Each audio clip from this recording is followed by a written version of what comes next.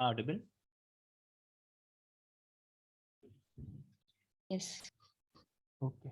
Shall I start? Yes, sir.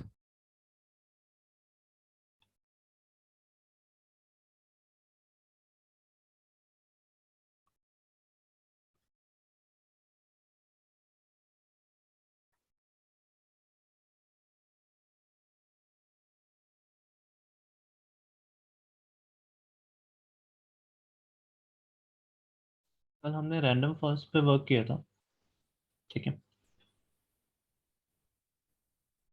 ठीक है, तो आज हम लोग शुरू करेंगे एक नया एल्गोरिथम। तो बूस्टिंग, ठीक है, अभी हमारा जो रह गया वो बूस्टिंग रह गया है, KNN एंड SVM, ठीक है। ये तीन मशीन लर्निंग एल्गोरिथम्स रह गए, ठीक है। तो पहले हम KNN को देखते हैं क्योंकि KNN is important. Please mute. Wait, अच्छा मैंने अभी इम्बैलेंस भी नहीं बताया ना, लेट्स सी, ठीक है। ओके, ठीक। तो before to go for boosting in KNN, पहले एक समझते हैं, एक there is a feature engineering method is imbalance data set, how to handle imbalance.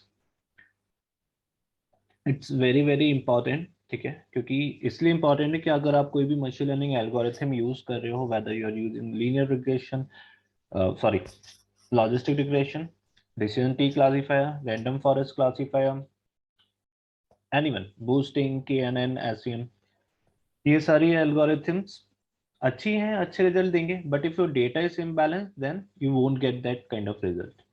तो क्या करना पड़ता है, इसके लिए आपको पहले अपने डेटा को बैलेंस करना पड़ता है अगर आपके पास इम्बैलेंस डेटा है। अब इम्बैलेंस डेटा का मतलब क्या है वो समझते हैं। लेट सपोज मैंने कहा मेरे पास एक डेटा है diabetes, non diabetic 100 and diabetic let suppose 900, ठीक है। तो ये डेटा कैसा हो गया, इम्बैलेंस डेटा है, क्योंकि एक पर्टिकुलर कैटेगरी 90% कंटेन कर रहा है मेरे डेटा में। तो मेरे डेटा में जब मैं इसका क्लासिफिकेशन करूंगा, whether you are using random forest any algorithm, ठीक है। हाँ, ऐसा कह सकते हैं कि डिस्टेंस बेस्ड जो एल्गोरिथम है they are more prone towards the imbalance data set, मतलब they will give more error as comparatively to the tree and the random forest. But जितनी भी डिस्टेंस बेस्ड एल्गोरिथम है वो ज्यादा बेकार रिजल्ट देते हैं, specially when your data is imbalance. तो ये इम्बैलेंस डेटा का मतलब है क्या, जब मेरा y डिपेंडेंट कैसा हो, क्लासिफिकेशन टाइप हो, और क्लासिफिकेशन टाइप में जो बाइनरी कैटेगरी है वो क्या हो, बायस्ड हो। बायस्ड मींस क्या, 80% डेटा, 75% डेटा कैसा हो, एक ही कैटेगरी से बिलोंग करता हो, तो मेरा डेटा कैसा हो जाएगा, इम्बैलेंस। तो आप इस पर कभी भी कोई भी मशीन लर्निंग एल्गोरिथम करोगे आपको रिजल्ट्स अच्छे नहीं मिलने वाले। अभी कौन सी ऐसी इंडस्ट्री है जहां पे आपको हमेशा इम्बैलेंस डेटा मिलेगा, first is banking sector. Reason is behind that, let suppose अगर इसमें फ्रॉड का डिटेक्शन हो रहा है, तो फ्रॉड डिटेक्शन कंपनीज में मोस्टली 10% होते हैं, 90% नॉन फ्रॉड डिटेक्शन होंगे। आपको डेटा मिलेगा हमेशा इम्बैलेंस डेटा, और अगर आपने इसे बैलेंस नहीं किया और उस पर मशीन लर्निंग एल्गोरिथम अप्लाई किया, आपको हो सकता है एक्यूरेसी बहुत अच्छा मिल रहा हो, बट जब आप उसे अप्लाई करने जाओगे, यानी डिप्लॉय करने के बाद क्लाइंट सर्वर पे रखोगे, तो हमेशा क्लाइंट को एक्यूरेसी बहुत खराब मिलेगा, specially in terms of non fraud, ठीक है। और आई कैन से, अगर फ्रॉड के केसेस मेरे 10% हैं और 90% नॉन फ्रॉड के केसेस हैं, तो फ्रॉड के केसेस में मुझे बहुत खराब एक्यूरेसी मिलने वाला है, ठीक है। जनरली वो फ्रॉड केसेस को नॉन फ्रॉड शो कर रहा होगा। तो this is the banking sector. Second sector is insurance sector. जब आप इंश्योरेंस सेक्टर में भी वर्क करोगे तो जनरली आपको डेटा कैसा मिलेगा, इम्बैलेंस डेटा मिलेगा। Again there is a policy related to the insurance policy, fraud or non-fraud, or exited or non-exited. So if your data is maybe imbalanced towards the one category, then again आपने machine learning algorithm किया, सब कुछ किया, accuracy you will get the better accuracy, but वो accuracy का कोई मतलब नहीं है, क्योंकि अगर आप देखो कि अभी हम देखेंगे एग्जांपल्स देखेंगे और उसमें मैं आपको शो भी करूंगा कैसे वो वर्क करता है, तो वहां पे कोई फायदा नहीं है उस सेक्टर में भी, क्योंकि वो एक पर्टिकुलर सेक्टर के लिए बायस हो जाएगा और आपको अच्छा एक्यूरेसी, चाहे आप कोई भी algorithm, generally in the market people are saying, especially those who are claiming as a data scientist, they are generally saying random forest can handle imbalance data set. No, अभी हम यही देखेंगे कि रैंडम फॉरेस्ट उसे handle कर पाता है या नहीं कर पाता है, तो नहीं कर पाएगा, ठीक है। इवन बूस्टिंग भी नहीं कर पाता, boosting very very advance technique, even boosting won't able to handle this kind of circumstances, specially imbalance data set. और कौन सा डोमेन हो सकता है, that's a health care also. In healthcare, let's suppose if you have a data related to a diabetic, related to the cancer, तो आपको पता है कि 1000 पेशेंट में से 10 पेशेंट्स कैंसर के होंगे, तो सॉरी डायबिटिक के होंगे, और मे बी 10,000 में 5 पेशेंट कैंसर के होंगे, तो this is again imbalance data set. अब ये 5 पेशेंट्स के संग अगर आप अपना मशीन लर्निंग एल्गोरिथम कर रहे हो, तो ये क्या करेगा, यानी जो कैंसर पेशेंट्स हैं उन्हें भी नॉन कैंसर बताएगा, है ना। तो again there is a problem with related to the imbalance. तो जब इस तरह के मेरे पास कुछ डोमेन्स हैं जो जनरली क्लासिफाइड होते हैं, तो मैंने बताया there is a banking sector, I can say in the automobile sector also, if you are working in the automobile and if you are detecting which part can be failed, तो automobile also, क्योंकि बहुत कम parts ऐसे होते हैं जो failed होते हैं, 100 में से 1 या 2, तो again this is the sector which is related to imbalance data set. Banking, automobile, health care, और I can say insurance sector, ठीक है। ये सेक्टर ऐसे हैं जहां पे आपको इम्बैलेंस डेटा सेट मिलेगा। अब आप इम्बैलेंस को बैलेंस करने से पहले आपने अगर उसे मशीन लर्निंग एल्गोरिथम अप्लाई किया, तो आपको एक्यूरेसी अच्छा मिल जाएगा, लेकिन आपके लीकेजेस बहुत आएंगे मॉडल में रिलेटेड टू वन कैटेगरी। तो उसको कैसे हैंडल करते हैं वो समझने का कोशिश करते हैं। तो there are 5 type of techniques. First is under sampling, second is over sampling, third is smooth, fourth, there is a 2 more techniques also, but these 2 techniques are not important. Fourth is the focal technique to handle this thing, and there's a smooth technique. So smooth technique is the different one. It's a synthesis. I can say smooth is a synthesis of oversampling. So we will use smooth tech. It's a hybrid balance algorithm, and it is very very important. तो हम इसे देखेंगे और इसे देखेंगे. These 2 techniques are not important. ठीक है, बस मैंने बता दिया कि apart from that there is a under sampling, over sampling, smooth technique, there is a focal, and smooth tech is just a hybrid of all the algorithms. Under sampling, over sampling, smooth, and the focal, all the algorithms, smooth tech is the hybrid. So that's why smooth tech is very important, क्योंकि हम देखेंगे इसमें क्या हमें advantage मिलता है, under sampling over sampling में हमें क्या डिसएडवांटेज मिलता है। तो उसके थ्रू हम बैलेंस करेंगे पहले अपने डेटा सेट को, बैलेंस करने के बाद फिर मशीन लर्निंग एल्गोरिथम अप्लाई करेंगे, then you will get the good results in term of accuracy. Got it? समझ में आया what is imbalance and how to tackle imbalance condition, everyone? Yes, sir. ठीक है, तो लेट्स सी। तो मेरे पास एक डेटा है, it's simple data related to the banking sector, है ना, basis on the credit card. So let's suppose अगर बैंकिंग में मुझे ये करना है कि मेरा कस्टमर एग्जिट करेगा या नॉन एग्जिट करेगा, it's simple kind of data. मैंने सिंपल अपनी मैट्रिसेस को कॉल किया, डेटा को रीड किया, चंद मॉडलिंग, ठीक है। तो there are some number, customer ID, surname, credit score, geography, gender, age, tenure, कितने साल से बैंक में है कस्टमर, बैलेंस कितना है, नंबर ऑफ प्रोडक्ट्स कितने परचेज किए हैं, क्रेडिट कार्ड है या नहीं है, वो एक्टिव मेंबर है या नहीं है, या एस्टिमेटेड सैलरी एंड एग्जिटेड, यानी वो बैंक में से एग्जिट कर गए या नहीं करे, यानी वो हमारे कस्टमर हैं या नहीं है।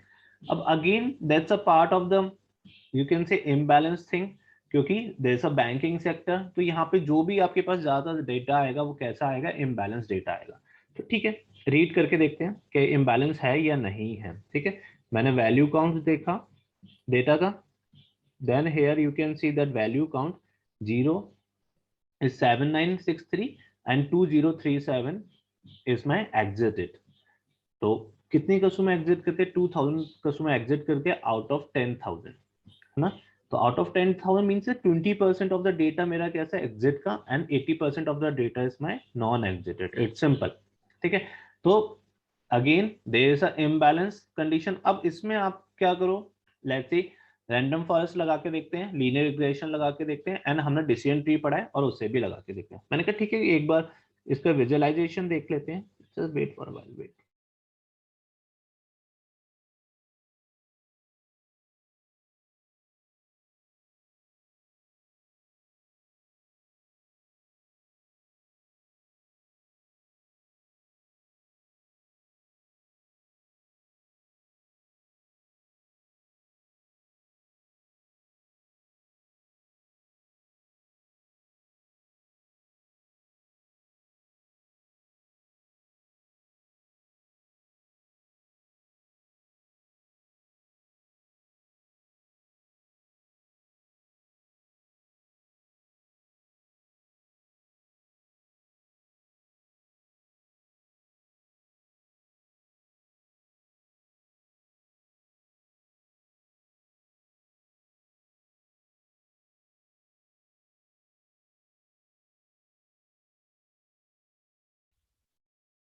तो मैंने इसका विजुअलाइजेशन किया। Am I audible? Yes, sir.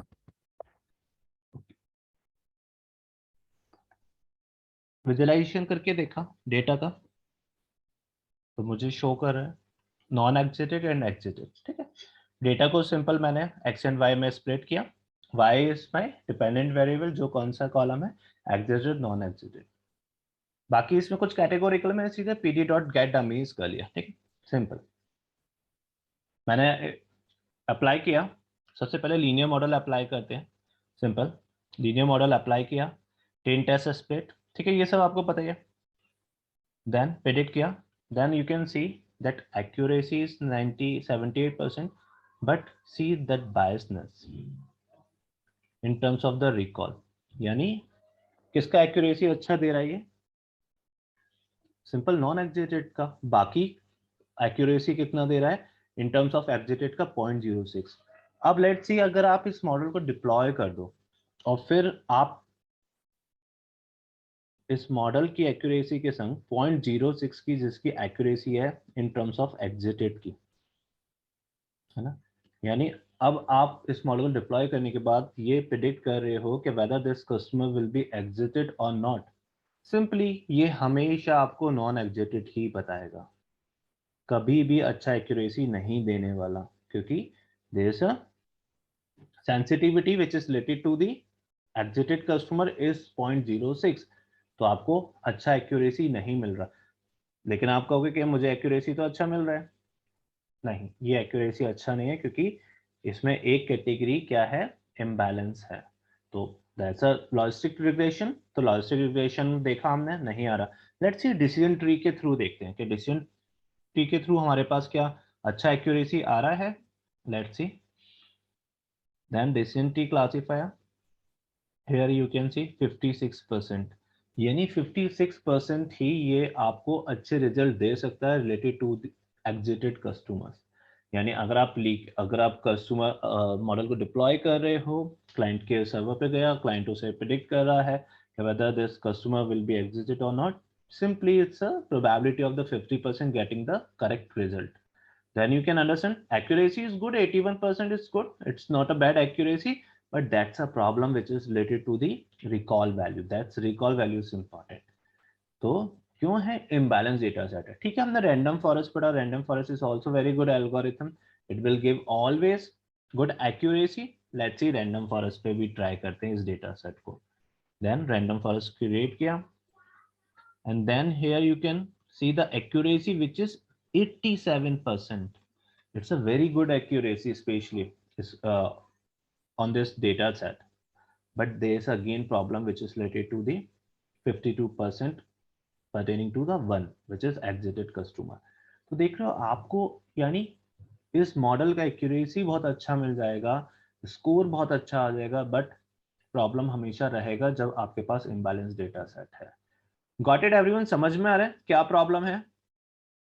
Yes और no? Yes sir, Yes, yes sir. Sir.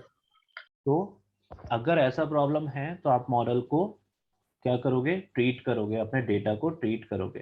तो there is a first technique, under sampling. अब अंडर सैम्पलिंग में समझते कि अंडर सैम्पलिंग क्या है।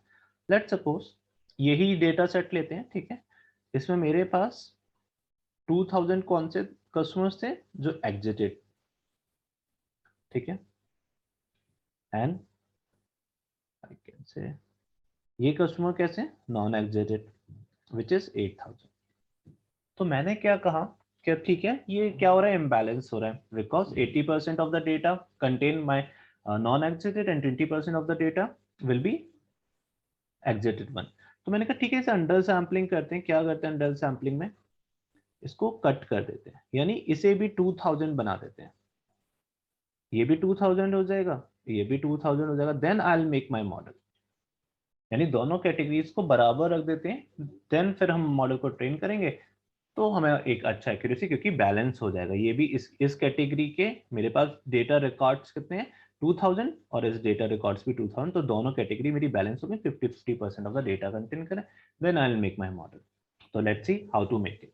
तो इसे करा, यानी डेटा सेट को हम सिंपली कर्टेल कर रहे हैं। मैंने कहा okay, from IMB learn, IMB is imbalance, ठीक है, इम्बैलेंस लर्न किया, अंडर सैम्पलिंग को कॉल किया, import near miss, simple, that's a kind of algorithm. मैंने इसे अंडर सैम्पलिंग क्लासीफायर में ऑब्जेक्ट में क्रिएट किया, नियर मिस को फिट किया। मैंने अपने डेटा को एक्स एंड वाई डेटा, क्योंकि मुझे एक्स एंड वाई में ही करना है, ठीक है, फिट किया डेटा को, and this is my data, ठीक है।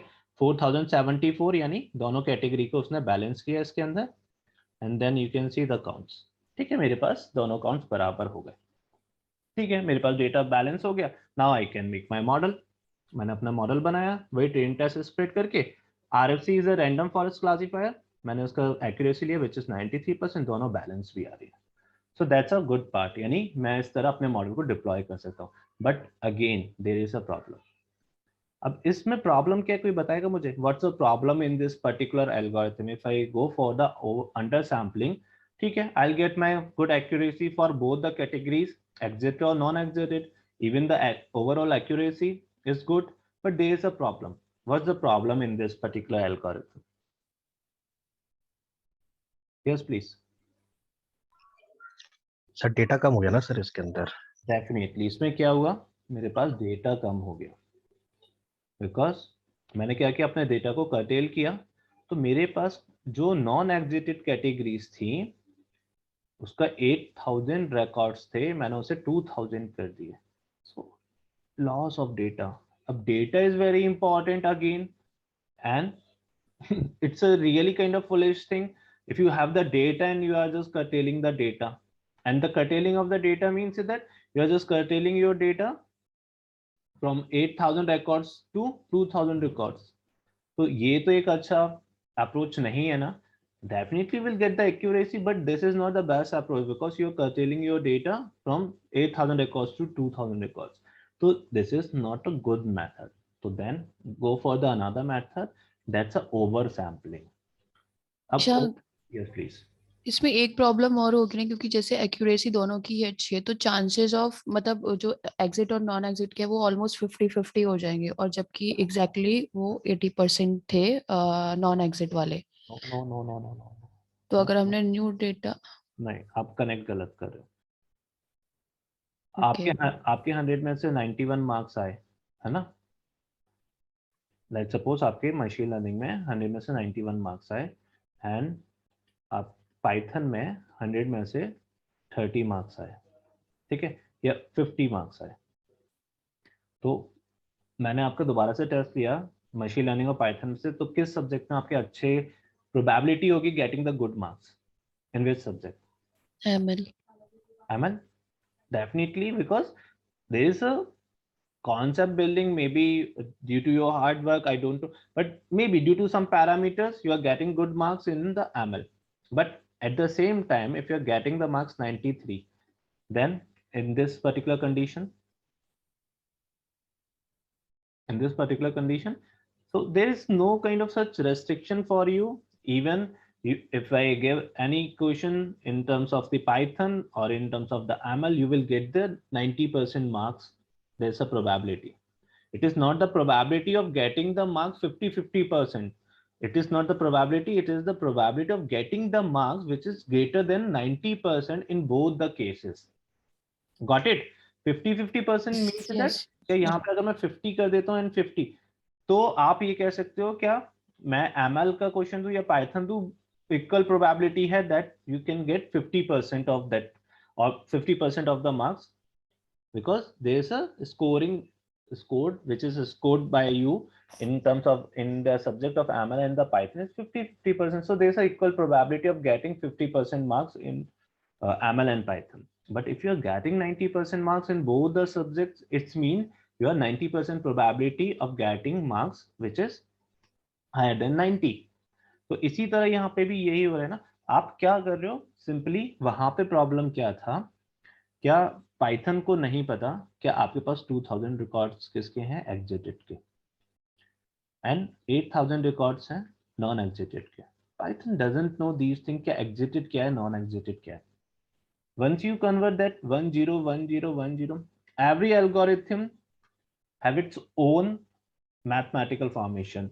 Logistic regression, again there is a formation.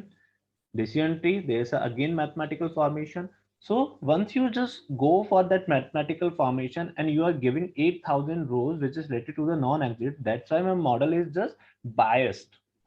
If model is biased towards one category, then it will show the good answer pertaining to this category, and there is a problem with the exited one because it biased towards this one. जब भी वो model देगा तो वो क्या करेगा, non exerted को show कर देगा. ठीक है, दैट्स अ प्रॉब्लम. तो वो प्रॉब्लम को मैंने ओवरकम किससे किया, अंडर सैम्पलिंग. अब अंडर सैम्पलिंग मीन्स आपने क्या किया, दोनों को बराबर रख दिया.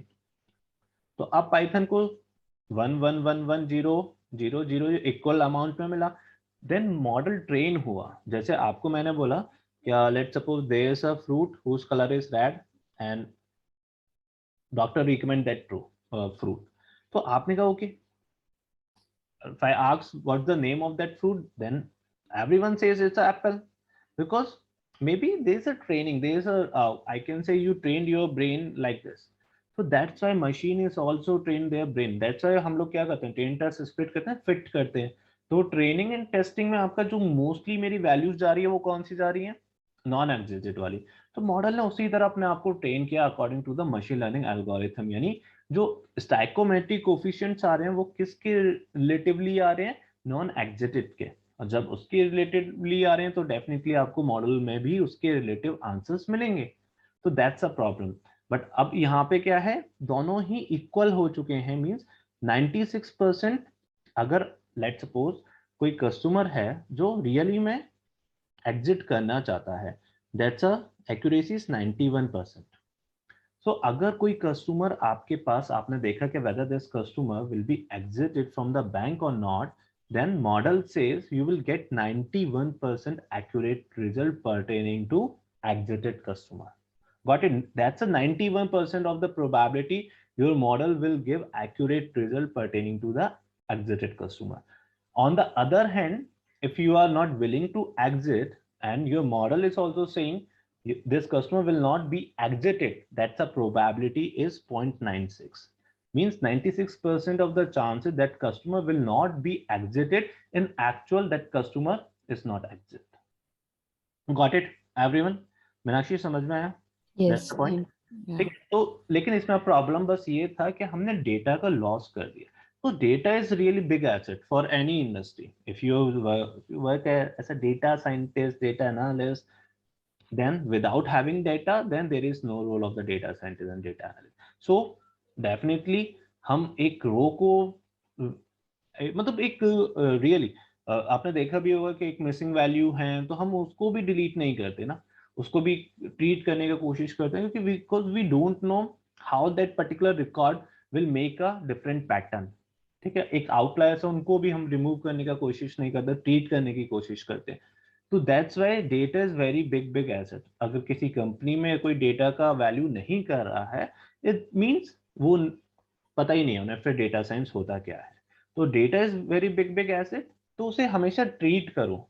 क्या अब ओवर सैम्पलिंग अंडर सैम्पलिंग किया बट इसमें डेटा लॉस हो गया, you will get the good accuracy, but again जो 8000 रोज थी ना किसकी नॉन एग्जीक्यूटिव की, उसमें से आपने 2000 ली, 6000 रोज को आपने जो पैटर्न्स बन सकते थे उनको ऑब्सोलीट कर दिया।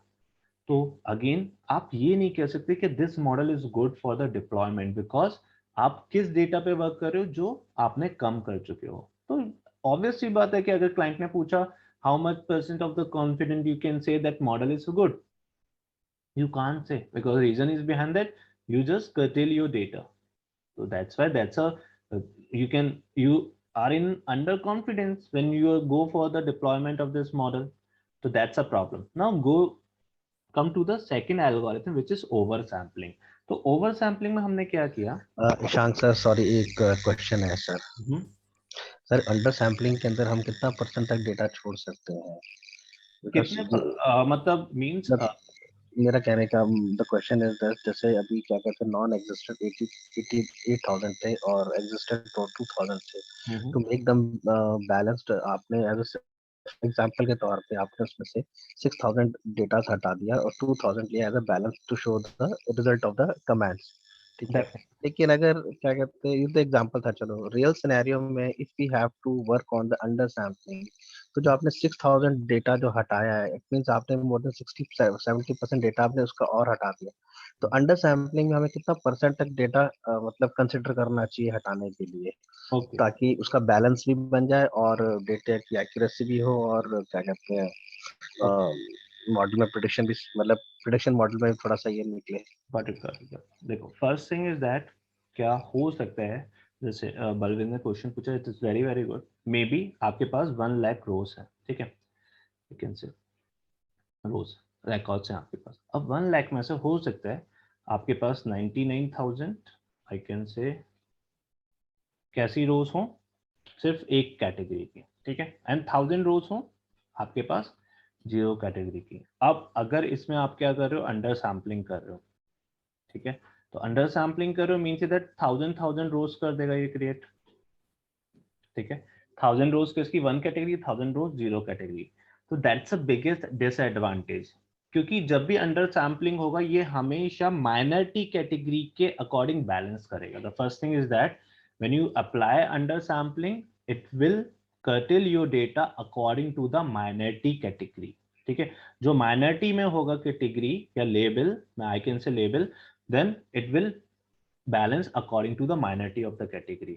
तो again there is a problem with the data set. तो अब आप ये नहीं कर सकते कि मैं 60% डेटा हटाऊंगा या 80% ऑफ द डेटा हटाऊंगा, then that's a problem is that कि वो हमेशा माइनॉरिटी के अकॉर्डिंग ही आपके डेटा को बैलेंस करेगा। अगर यहाँ पे 100 रोज भी होती माइनॉरिटी का तो it will make 100 rows of another category, not make, it will curtail that data set which is related to the another category. तो डेटा को curtail करेगा, ठीक है, यानी उसे हटा देगा, बाकी सारी रोज को हटा देगा, ये रोज बचेंगे। तो यानी अब आप किस मॉडल पे बना रहे हो, 100 रोज पे बना रहे हो। तो अगेन दैट्स अ प्रॉब्लम, क्योंकि अब आप अंडर सैम्पलिंग में ऐसा तो नहीं कर सकते कि इसकी 100 जो है वो आपने 1000 कर दी और इसकी लेके आपने फिर 1000 कर दी, नो, ये नहीं हो सकता। माइनॉरिटी के अकॉर्डिंग ही वो बैलेंस करता है। अगर उसमें 10 रोज भी हैं एक कैटेगरी की तो फिर वो 10 रोज के अकॉर्डिंग ही आपको बैलेंस करेगा। तो that's a big problem specially under sampling. पहले लोग बहुत यूज करते थे, ठीक है, क्या उन्हें जब पता चला कि in practically that's a big problem specially in the real time industry. हो सकता है कि आपको हो सकता है कि 1000 कैटेगरीज ही मिल रही हो, ठीक है। अगर लेट सपोज किसी हेल्थ केयर इंडस्ट्री का है, कैंसर का 1 लाख पेशेंट्स में से it's 1000 patient you will get with having cancer. तो हो सकता है that's a real time scenario, especially if I talk about the manufacturing industry. I did one project which is related to the manufacturing industry. It's a detection, means there's a assembly belt, here you have to detect which engine more prone to failure. तो इसमें से 1 lakh parts में से 1000 parts ही आपको ऐसे मिलेंगे। 1000 is very very high, I can say it's 100 merely. Then you have to make the model for the automobile industry. तो अगर आप अंडर सैम्पलिंग करो it means वो कोई फायदा ही नहीं है।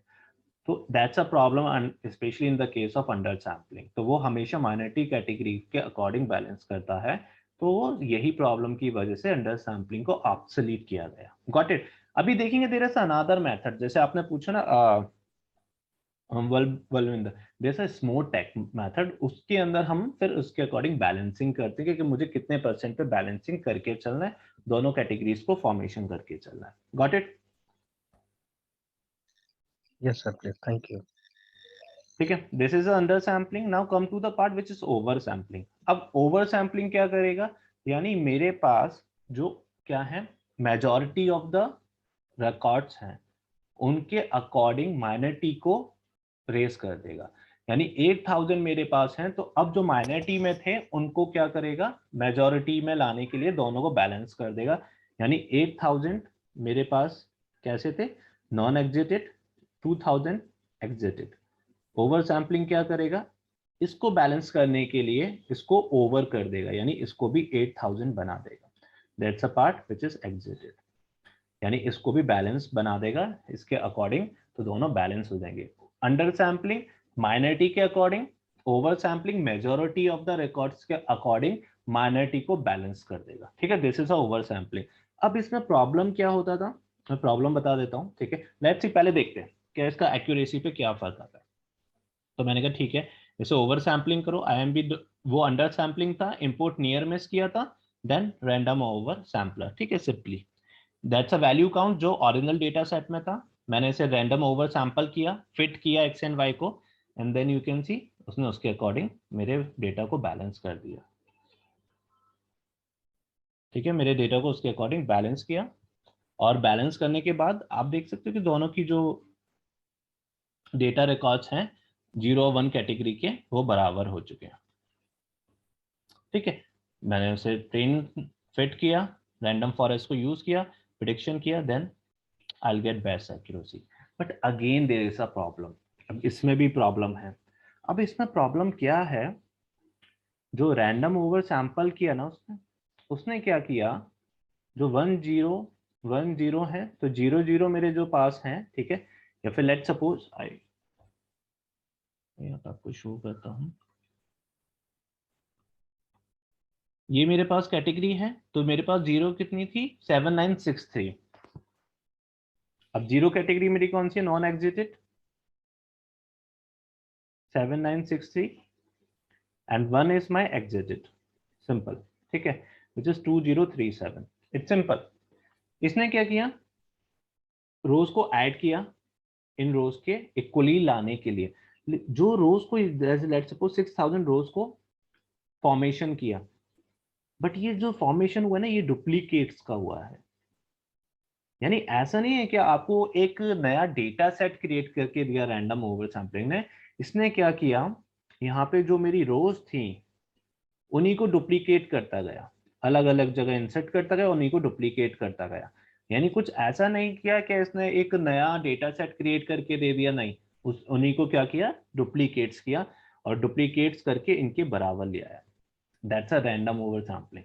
तो अगेन देयर्स अ प्रॉब्लम, क्योंकि अगर आप डुप्लीकेट्स करके चल रहे हो तो मीन्स इज दैट आप अपने डेटा को पैटर्न नहीं दे रहे कोई। एक्यूरेसी मैंने हमेशा से बोला हुआ है कि मशीन लर्निंग में हो सकता है आपको एक्यूरेसी बहुत अच्छा मिले, बट इट डजंट मीन कि that accuracy will be good to deploy your model. तो आपको देखना पड़ता है, that's a role of the data science. It is not kind of thing कि आपने मशीन लर्निंग सीख लिया और मॉडल को डिप्लॉय कर रहे हो। जैसे बहुत सारे सॉफ्टवेयर्स हैं जिसमें आप सीधे मशीन लर्निंग को मशीन लर्निंग क्रिएट कर सकते हो, लेकिन that's not reality, specially when you are working as a data scientist. आपको या आपकी कंपनी को तब तक पता नहीं चलेगा जब तक वो मॉडल क्लाइंट के सर्वर पे नहीं जा रहा, और क्लाइंट जब तक उसे एटलीस्ट फॉर 3 मंथ्स, 3 मंथ्स में बहुत ज्यादा कह रहा हूँ, अगर बड़ी इंडस्ट्री है तो एटलीस्ट फॉर 15 डेज, 15 डेज तक आपको लगेगा हमने डिप्लॉय कर दिया, getting very good accuracy, each and everything going well, but after 15 days it will be on your table. And जब वो आएगा तो डेफिनेटली डिपार्टमेंट खत्म, प्रोजेक्ट खत्म, सब कुछ खत्म। तो दैट्स अ पार्ट, तो आपको देखना पड़ता है। अब रैंडम ओवर सैम्पलिंग में आपने डुप्लीकेट्स क्रिएट करे, तो this is also not a good method, because ये कुछ नए डेटा पॉइंट्स मुझे नहीं दे रहा है, ये सिर्फ डुप्लीकेट्स क्रिएट कर रहा है। तो again there is a problem, ये भी मेरा मेथड अच्छा नहीं है, ना अंडर सैम्पलिंग ना over sampling, both the methods are not good. Just make my data set as a balanced one. Now come to the third technique, that's a smooth technique, which is hybrid technique. यानी इसमें ये क्या करता है, the beauty of this कि ये मेरे नए डेटा पॉइंट्स क्रिएट करेगा, मेरे जो भी नए डेटा पॉइंट्स हैं उनको क्रिएट करेगा और माइनॉरिटी और मेजॉरिटी दोनों के अकॉर्डिंग क्रिएट करेगा. तो लेट्स सी, इसे मैं आपको शो करता हूँ. तो मैंने सिंपल उसे कॉल किया smooth technique. That's a hybrid sampling, you can say also iblearn.smooth है. ठीक है, तो विथ अ इम्बैलेंस कॉल किया, फिट किया, and then this is my data and here you can see 0 and 1. ठीक है, तो 0 and 1 मेरे डेटा को उसने क्रिएट किया, जिसमें 0 मेरे पास है और 1 दोनों इक्वली बैलेंस है. अब मेरे पास कितने रिकॉर्ड्स थे? 10,000 रिकॉर्ड्स थे. ठीक है, 10,000 रिकॉर्ड्स मेरे पास थे, 2,000 रिकॉर्ड्स मेरे पास और 8,000 रिकॉर्ड्स मेरे पास थे. ठीक है, which is of 0 and this is of 1. Now come to the part के डिफरेंस दोनों का कितना है, which is related to the I can say 6,000. ठीक है, that's a difference. So means that ये क्या करेगा, इसका एक बैच साइज क्रिएट करेगा. बैच साइज means 2,000 का मेरे पास एक बैच साइज है, which is of 20% of the data, 20% of the data, and this is 8,000, which is 80% of the data. ठीक है, तो यानी मुझे पता चला कि 20% डेटा मेरा 2,000 रिकॉर्ड्स में कंटेन कर रहा है, and that's a difference between the 60% of my data.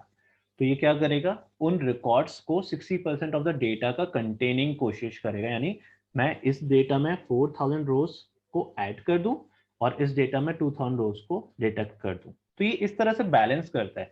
मतलब बैलेंस मीन्स दैट कि आपको कितने % ऑफ द डेटा में कंटेन चाहिए. जैसे लेट्स सी, आई कैन से, मैंने इसको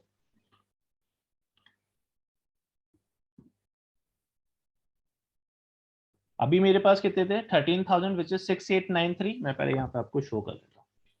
That's a 0 and 1, 6893 and 6893. ठीक है, जब मैंने उसे कोई फैक्टर नहीं दिया है. सर जब कोई फैक्टर नहीं है तो सर वो 2000 था. वेट, देखो अब मैंने इसे कहा 0.5. ठीक है, तो 0.5 मीन्स दैट 0 and 1, 8,000 था original, and this is related to my 2,000. ठीक है, मैंने जैसे ही उसे कहा 0.5 का फैक्टर दिया, तो उसने क्या किया, 0 को मेरे पास 7019 एंड 1 को 3037, यानी मैं इसे 7,000 और 3,000 कर लेता हूँ. ठीक है, अब ये क्या था, मेरे पास 80 एंड 2,000 यानी 6,000 का डिफरेंस था. ठीक है, this is the data which is related to the 6,000. मैंने कहा ओके, यानी 2,000 is my batch size, one batch size. यानी मैंने कहा इसका 50% ऑफ द डेटा लो. 50% of the data means that इसका, देन 1,000 ऐड करो एंड इसमें सब्सट्रैक्ट करो. इसके अंदर 50% ऑफ द डेटा को इसके अंदर हमने क्या किया था, that's a data which is this one. यानी मैंने कहा जितना भी मेरा डेटा है उसको बैलेंस करने के लिए, यानी 60% ऑफ द डेटा को बैलेंस करने के लिए इसको इक्वली बैलेंस करो और इसको इक्वली बैलेंस करो. यहाँ पे मैंने कहा 50% ऑफ द डेटा लो, किसका, माइनॉरिटी का, उसको ऐड ऑन करो और उसको वहां से सबसेट कर दो. यानी दोनों डेटा को मुझे उसने बैलेंस कर दिया 50% ऑफ द डेटा सेट्स पे. मैंने कहा ठीक है. अगर मैंने कहा नहीं, मैं 50 पे नहीं, जैसा मेरा डेटा है मुझे उस पर वर्क करना है, या फिर आपने कहा ओके 75 पे मुझे वर्क करना है, तो देन 75% ऑफ द डेटा पे वर्क करेगा. ठीक है, यानी उसका उसने रोज लिया, 2,000 का रोज लिया, 75%, 25% जो कंटेन हुआ उसको 75 में ऐड किया, उसको 25 में डिडक्ट किया और मेरे डेटा को दे दिया. तो इस तरह से ये वर्क करता है, but no need to take that fraction because you are just making hybrid of that data, which is good, क्योंकि again that's a biasness which is related to the 1%.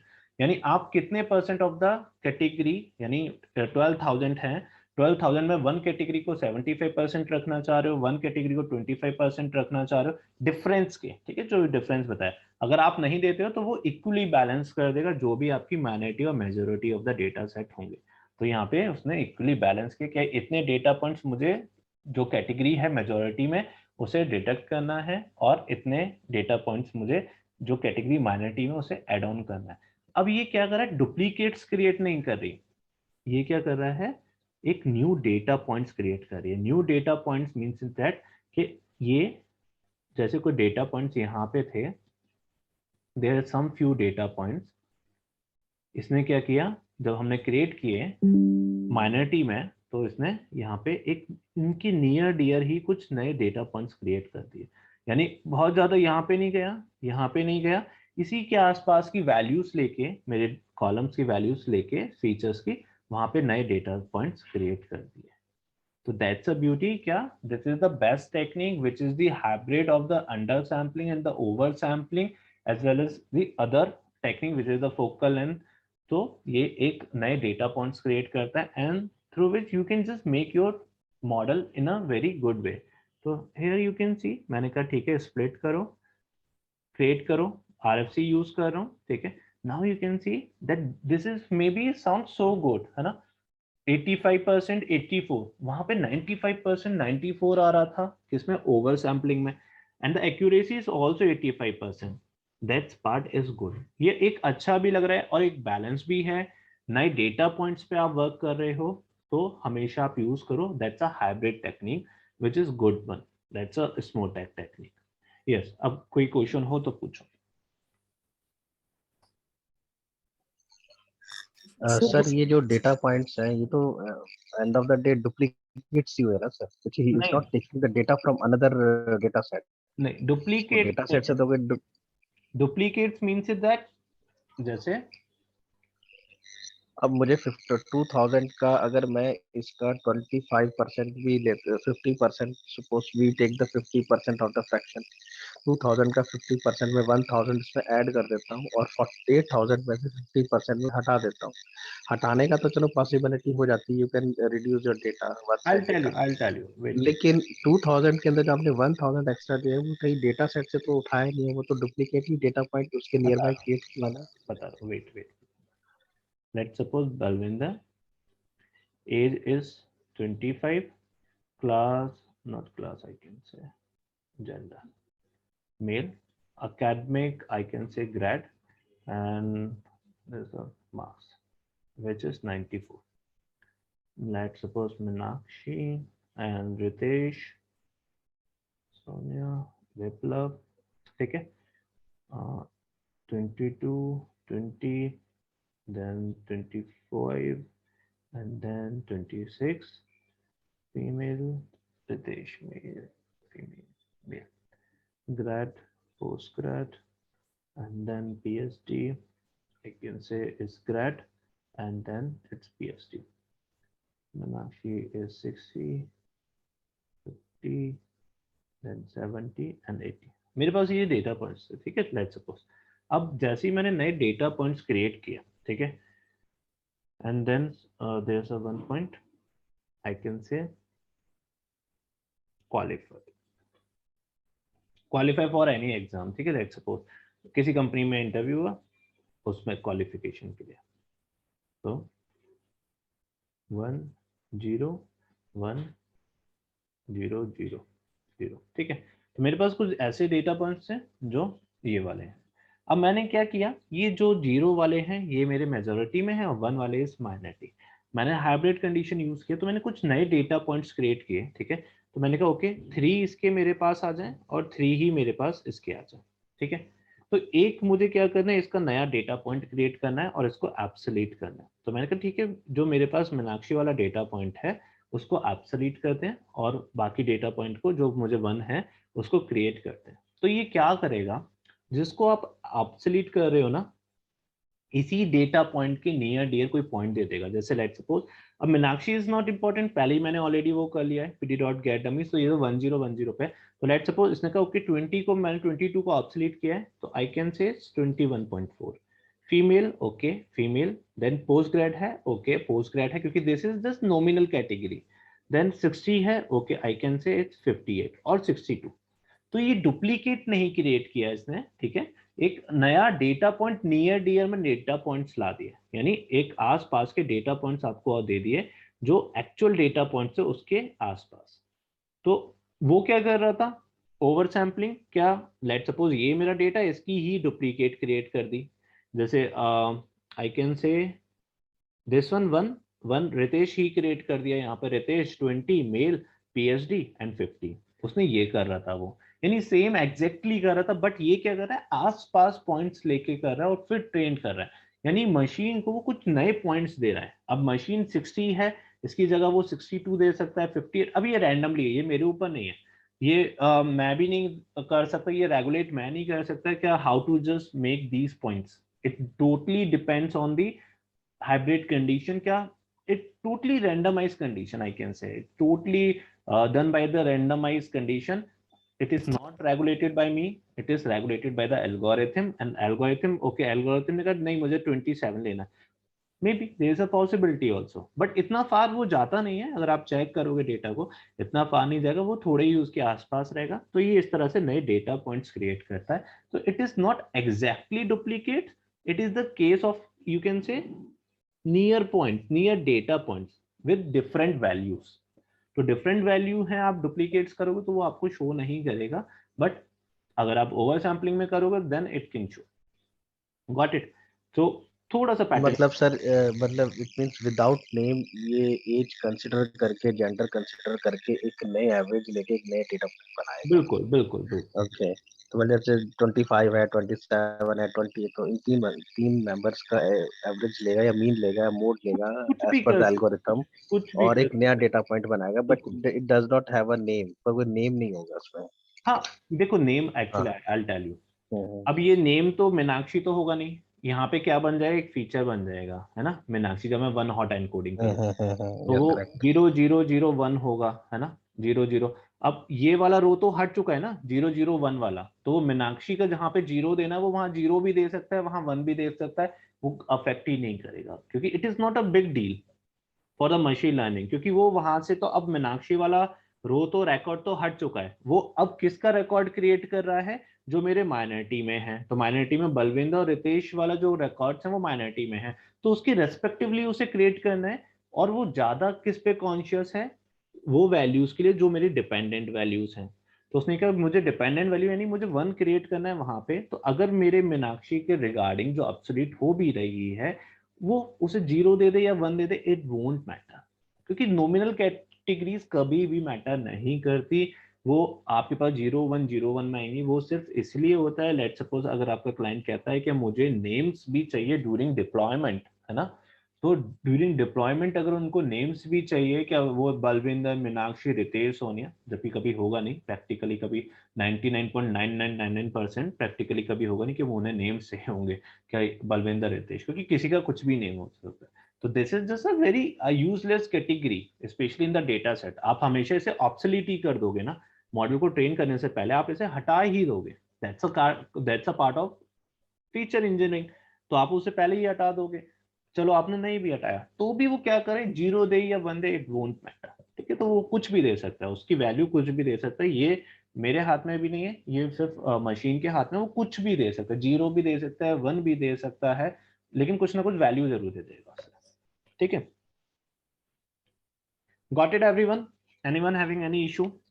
Okay sir, ये तो sir आपने क्या कहते हैं data points creation हो गया कि ये तो 2000 को हमने 50% अगर हम इंक्रीज करता है by creating the data point, तो यहाँ तो ये बैलेंस इम्बैलेंस को बैलेंस करने के लिए बढ़ गया, लेकिन रिडक्शन के लिए तो ये रियल डेटा को रिड्यूस करता है या उसके भी कुछ अलग पैरामीटर तो होता है? किसको, सॉरी मैं सुन नहीं पाया, किसको? जैसे जो आप 8000 है, जो डेटा 8000 है, उसमें से फिर ये रियल डेटा को रिड्यूस कर देता है, हाँ रियल डेटा को रिड्यूस करेगा, और ये सर ये बैलेंस करने के लिए जो हाइब्रिड मेथड है इसके अंदर हमें मैन्युअली फ्रैक्शन डिफाइन करना चाहिए या बाय डिफॉल्ट जो भी इसका लेगा एज पर द एल्गोरिथम वो लेना बाय चाहिए, बाय लाइक 50% पे काम करना है सर तो। By default no need to just give the तो सर ये वैल्यू, 50 पे काम करता है। म्यूट करो,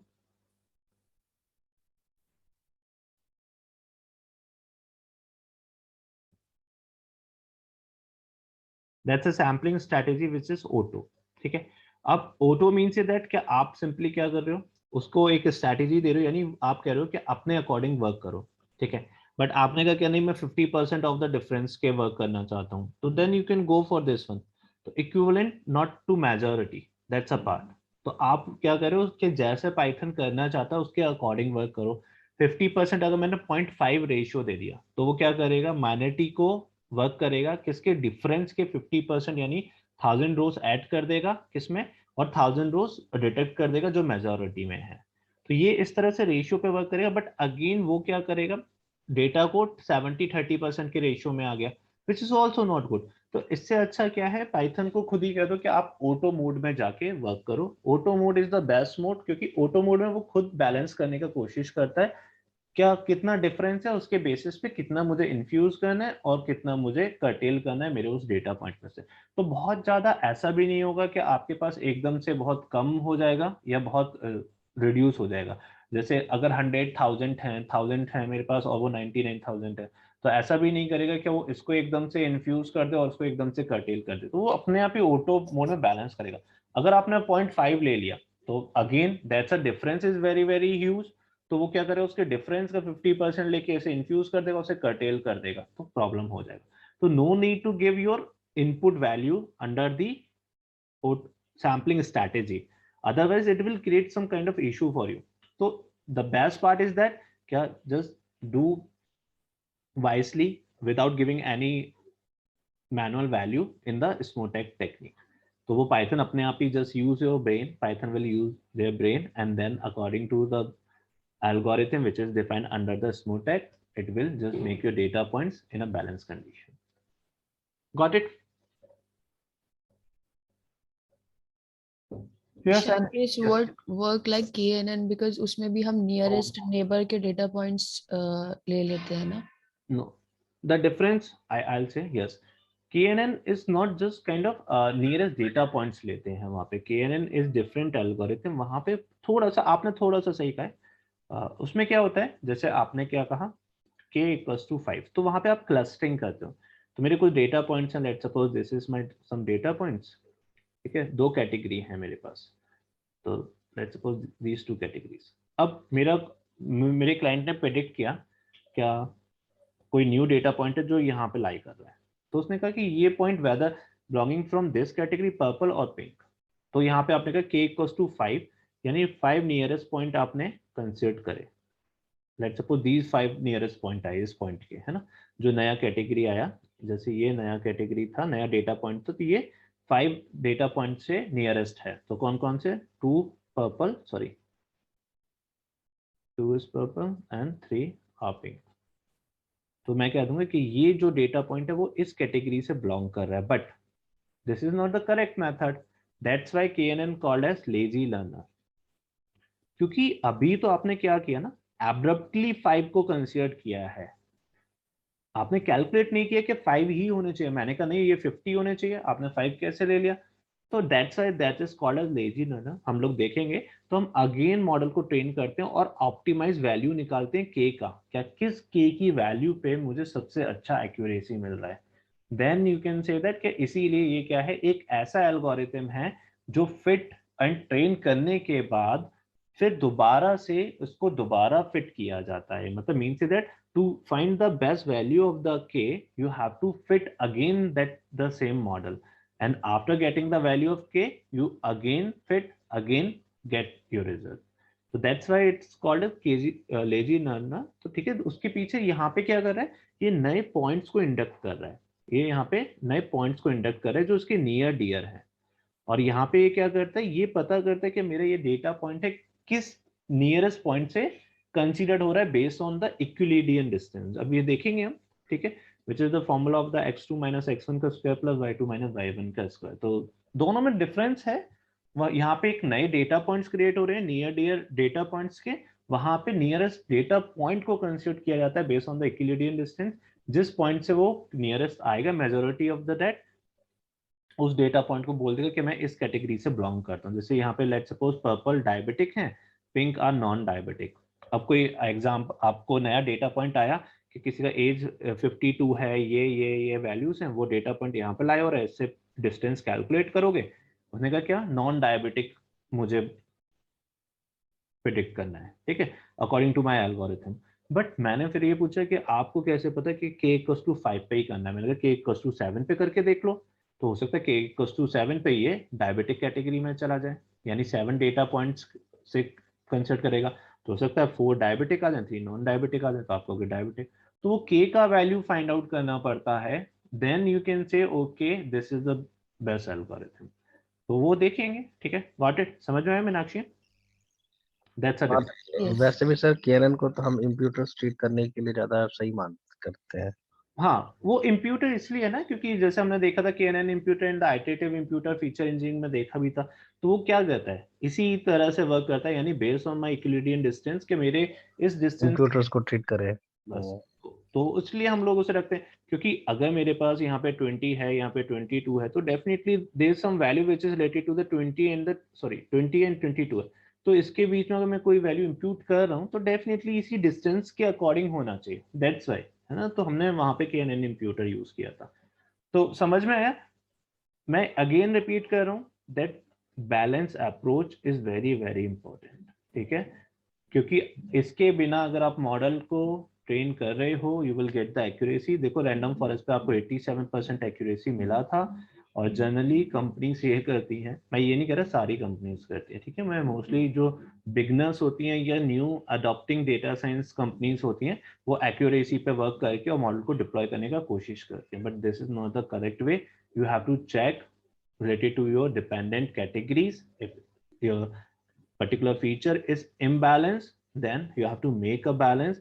Thereafter you have to apply algorithm, and then you will get the good results, otherwise you won't able to make good results. Got it everyone?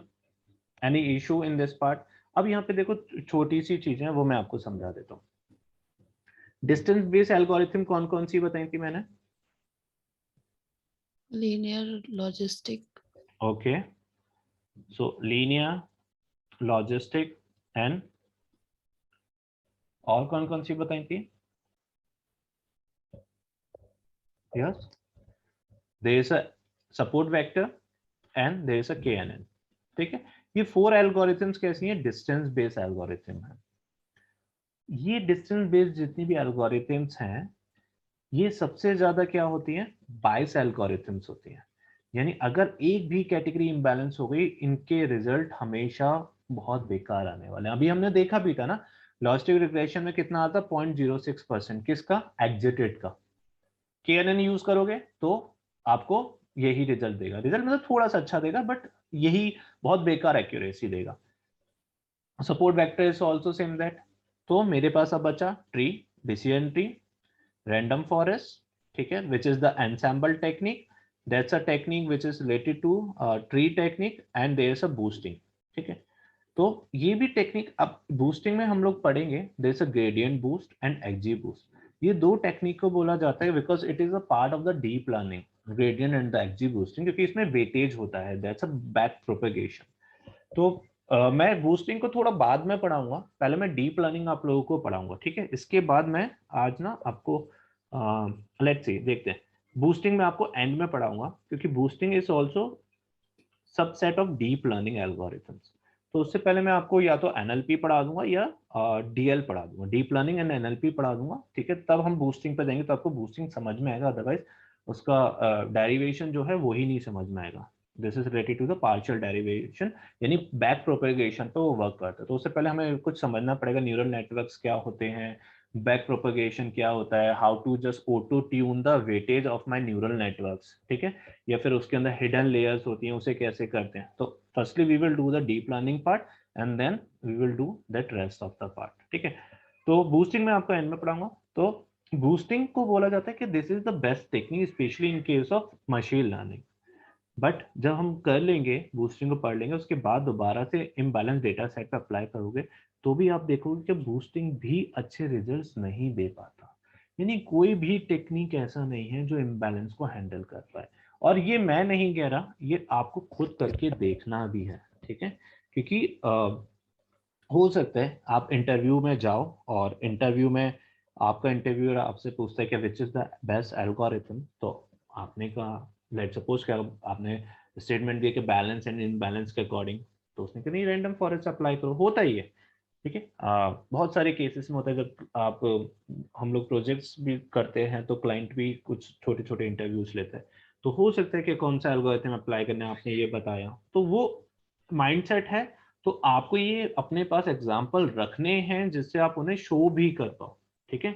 Otherwise वो बहुत सारे ऐसे डेटा साइंटिस्ट मार्केट में हैं जो बिलीव नहीं करते, उनके लिए random forest is the best algorithm. मतलब रैंडम फॉरेस्ट है just like a God and this is the only algorithm thereby you can get the best result, but ऐसा नहीं है। अभी अभी मैंने आपको दिखाया था, ठीक है। तो हमेशा ध्यान रखना, और रियल टाइम इंडस्ट्री में तो 100% इसका आई can say 200% you have to very cautious for the imbalancing of the data, ठीक है।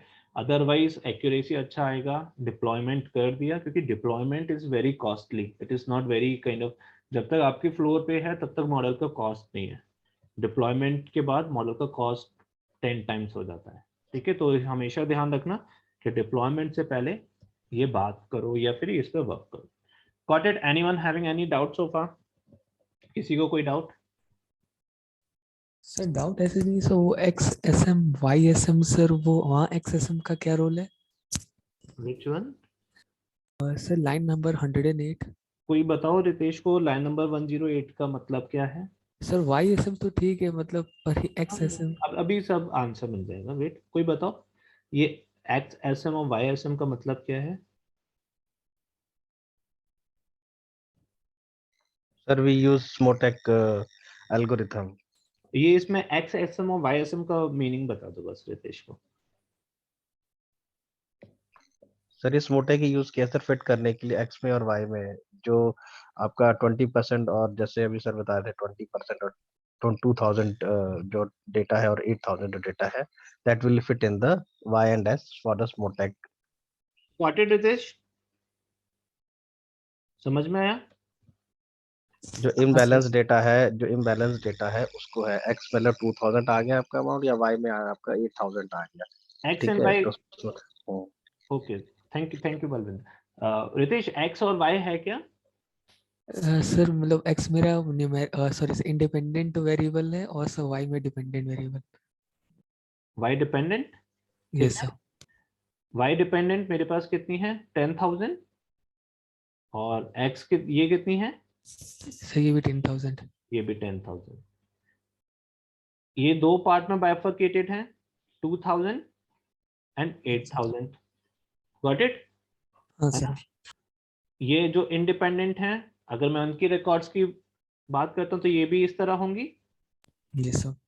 ठीक है। अब मुझे क्या करना है, इस कैटेगरी को बैलेंस करना है, तो ये बैलेंस हुई, 6,000 इसकी रोज हो गई, तो ये भी कितनी हो जाएंगी? 6,000, यस सर, यस।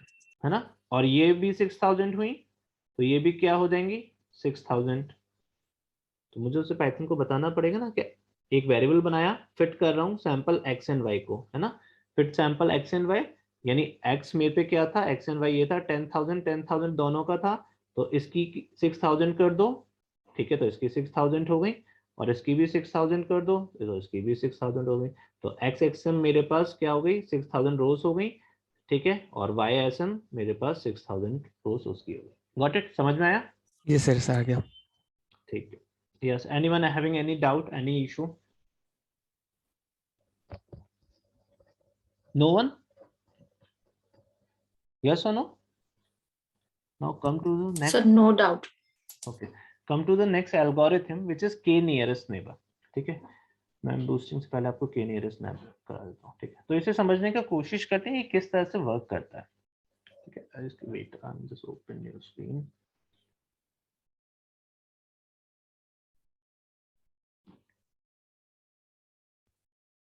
इसमें screen visible? Yes sir. Okay, तो लेट्स सी, जैसे अभी मैंने मीनाक्षी को बताया भी था,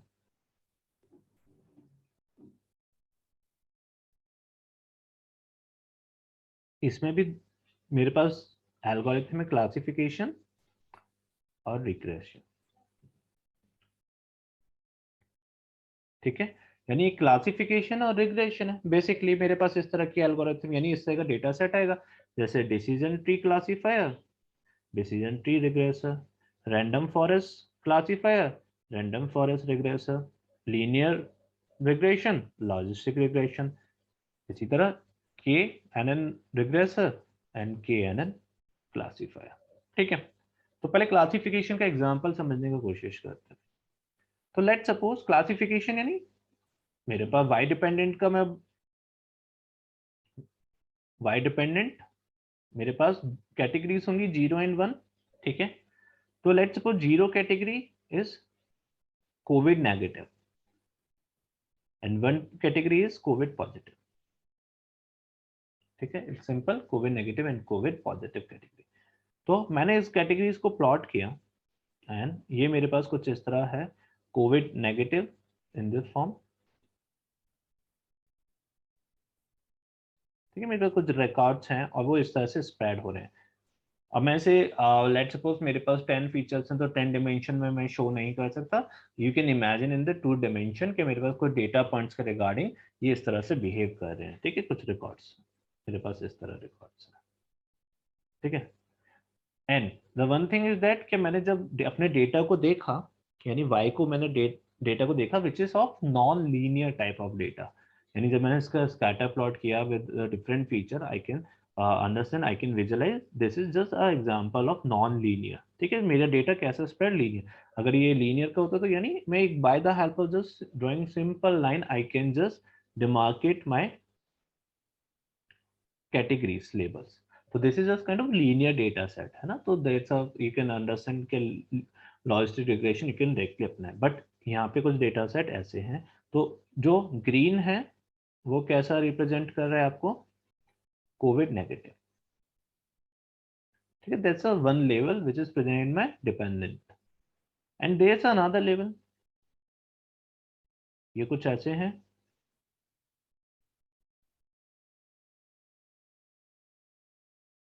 ठीक है, अब ये क्या है आपका कोविड पॉजिटिव।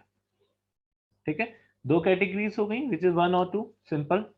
अब लेट्स सपोज मीनाक्षी ने कहा, ये मॉडल क्रिएट किया मीनाक्षी ने, और मीनाक्षी ने कहा कि मुझे प्रिडिक्ट करना है किसी का as, their CRPC level, ESR and RBC and SpO2। ठीक है, कुछ इस तरह के डेटा है, उसके बेसिस पे मुझे प्रिडिक्ट करना है whether this particular patient is suffering from COVID or not। तो लेट्स सी, एक हाइपोथेटिकल मैंने कहा कि मेरे पास एक डेटा पॉइंट यहाँ पे आया, यानी जब मैंने इसे ड्रॉ किया ये डेटा पॉइंट यहाँ पे शो कर रहा है। अब this is the data of the non linear, then you can not separate just drawing a line कि ये डेटा फॉल करेगा कोविड नेगेटिव में या कोविड पॉजिटिव में, नहीं, आप पता नहीं लगा सकते। Then there is a algorithm which is KNN। इसके अंदर एक एल्गोरिथम है दैट्स अ यूक्लिडियन डिस्टेंस। अब यूक्लिडियन डिस्टेंस का फॉर्मूला है which is x2 minus x1 का square plus y2 minus y1 का स्क्वायर। जैसे मेरे पास 2 पॉइंट्स हैं, 2 डेटा पॉइंट्स हैं, this is first data point and this is the second data point, is 2 3, so is 2,3 and this is 4 and this is 5, this is 4,5। तो अगर मुझे इन 2 points का distance find out करना है, मैं डिस्टेंस फाइंड आउट कर सकता हूँ इन 2 पॉइंट्स का by the help of my distance formula। So x2 is 4 minus 2 का स्क्वायर प्लस 5 minus 3 का स्क्वायर, है ना। तो which is 2 4 plus 4 which is 2 8। This is the distance between these 2 points। Similarly यहाँ पे हम ऐसे ही करते हैं। तो पहले हम क्या करेंगे, अपने मॉडल को पता करने के लिए, क्योंकि मुझे प्रेडिक्ट करना है कि ये रेड पॉइंट या ग्रीन पॉइंट पर लाई कर रहा है, मुझे ये प्रेडिक्ट करना है। तो मुझे प्रेडिक्ट कैसे करूंगा, तो पहले मुझे क्या करना पड़ेगा, एब्रप्टली कहना पड़ेगा कि मुझे नियरेस्ट 5 डेटा पॉइंट्स के अकॉर्डिंग सिलेक्ट करना है। तो मैंने कहा आई कैन से 6, मैंने एक एब्रप्टली लिया कि इस पॉइंट के मैं पहले 6 नियरेस्ट पॉइंट निकालूंगा, यानी क्लोजेस्ट डिस्टेंस निकालूंगा, उनमें से जो मेजॉरिटी ऑफ द मेरे पॉइंट्स होंगे मैं उसको इस कैटेगरी से बिलोंग करा दूंगा। तो ठीक है, तो लेट्स सी, मैंने कहा ओके, लेट्स सपोज इससे डिस्टेंस निकाली, इससे, ये जितने भी पॉइंट्स हैं सबसे डिस्टेंस कैलकुलेट करेगा। सारे पॉइंट से, हर एक पॉइंट से उसकी डिस्टेंस कैलकुलेट करेगा। अब इनमें से जो 6 पॉइंट सबसे क्लोजेस्ट होंगे, यानी जिनकी डिस्टेंस सबसे क्लोजेस्ट होगी इस ब्लू पॉइंट से, ऐसे 6 पॉइंट फाइंड आउट करेगा by the help of this formula. Got it? समझ में आ रहा है नहीं आ रहा? यस और नो? जी सर, जी सर। Yes sir. सिंपल है कि मेरे पास एक पॉइंट है और आपके पास एक 10 पॉइंट्स हैं। मैंने कहा 6 क्लोजेस्ट पॉइंट मुझे निकाल के दे दो। कैसे करोगे? सबकी डिस्टेंस फाइंड आउट करोगे और जो आपके 6 पॉइंट सबसे क्लोजेस्ट हैं इस ब्लू पॉइंट से, उनको आप ले लोगे। तो मैंने देखा ओके, मेरे पास 4 पॉइंट्स ग्रीन आ रहे हैं, ठीक है। अगर मैं इसे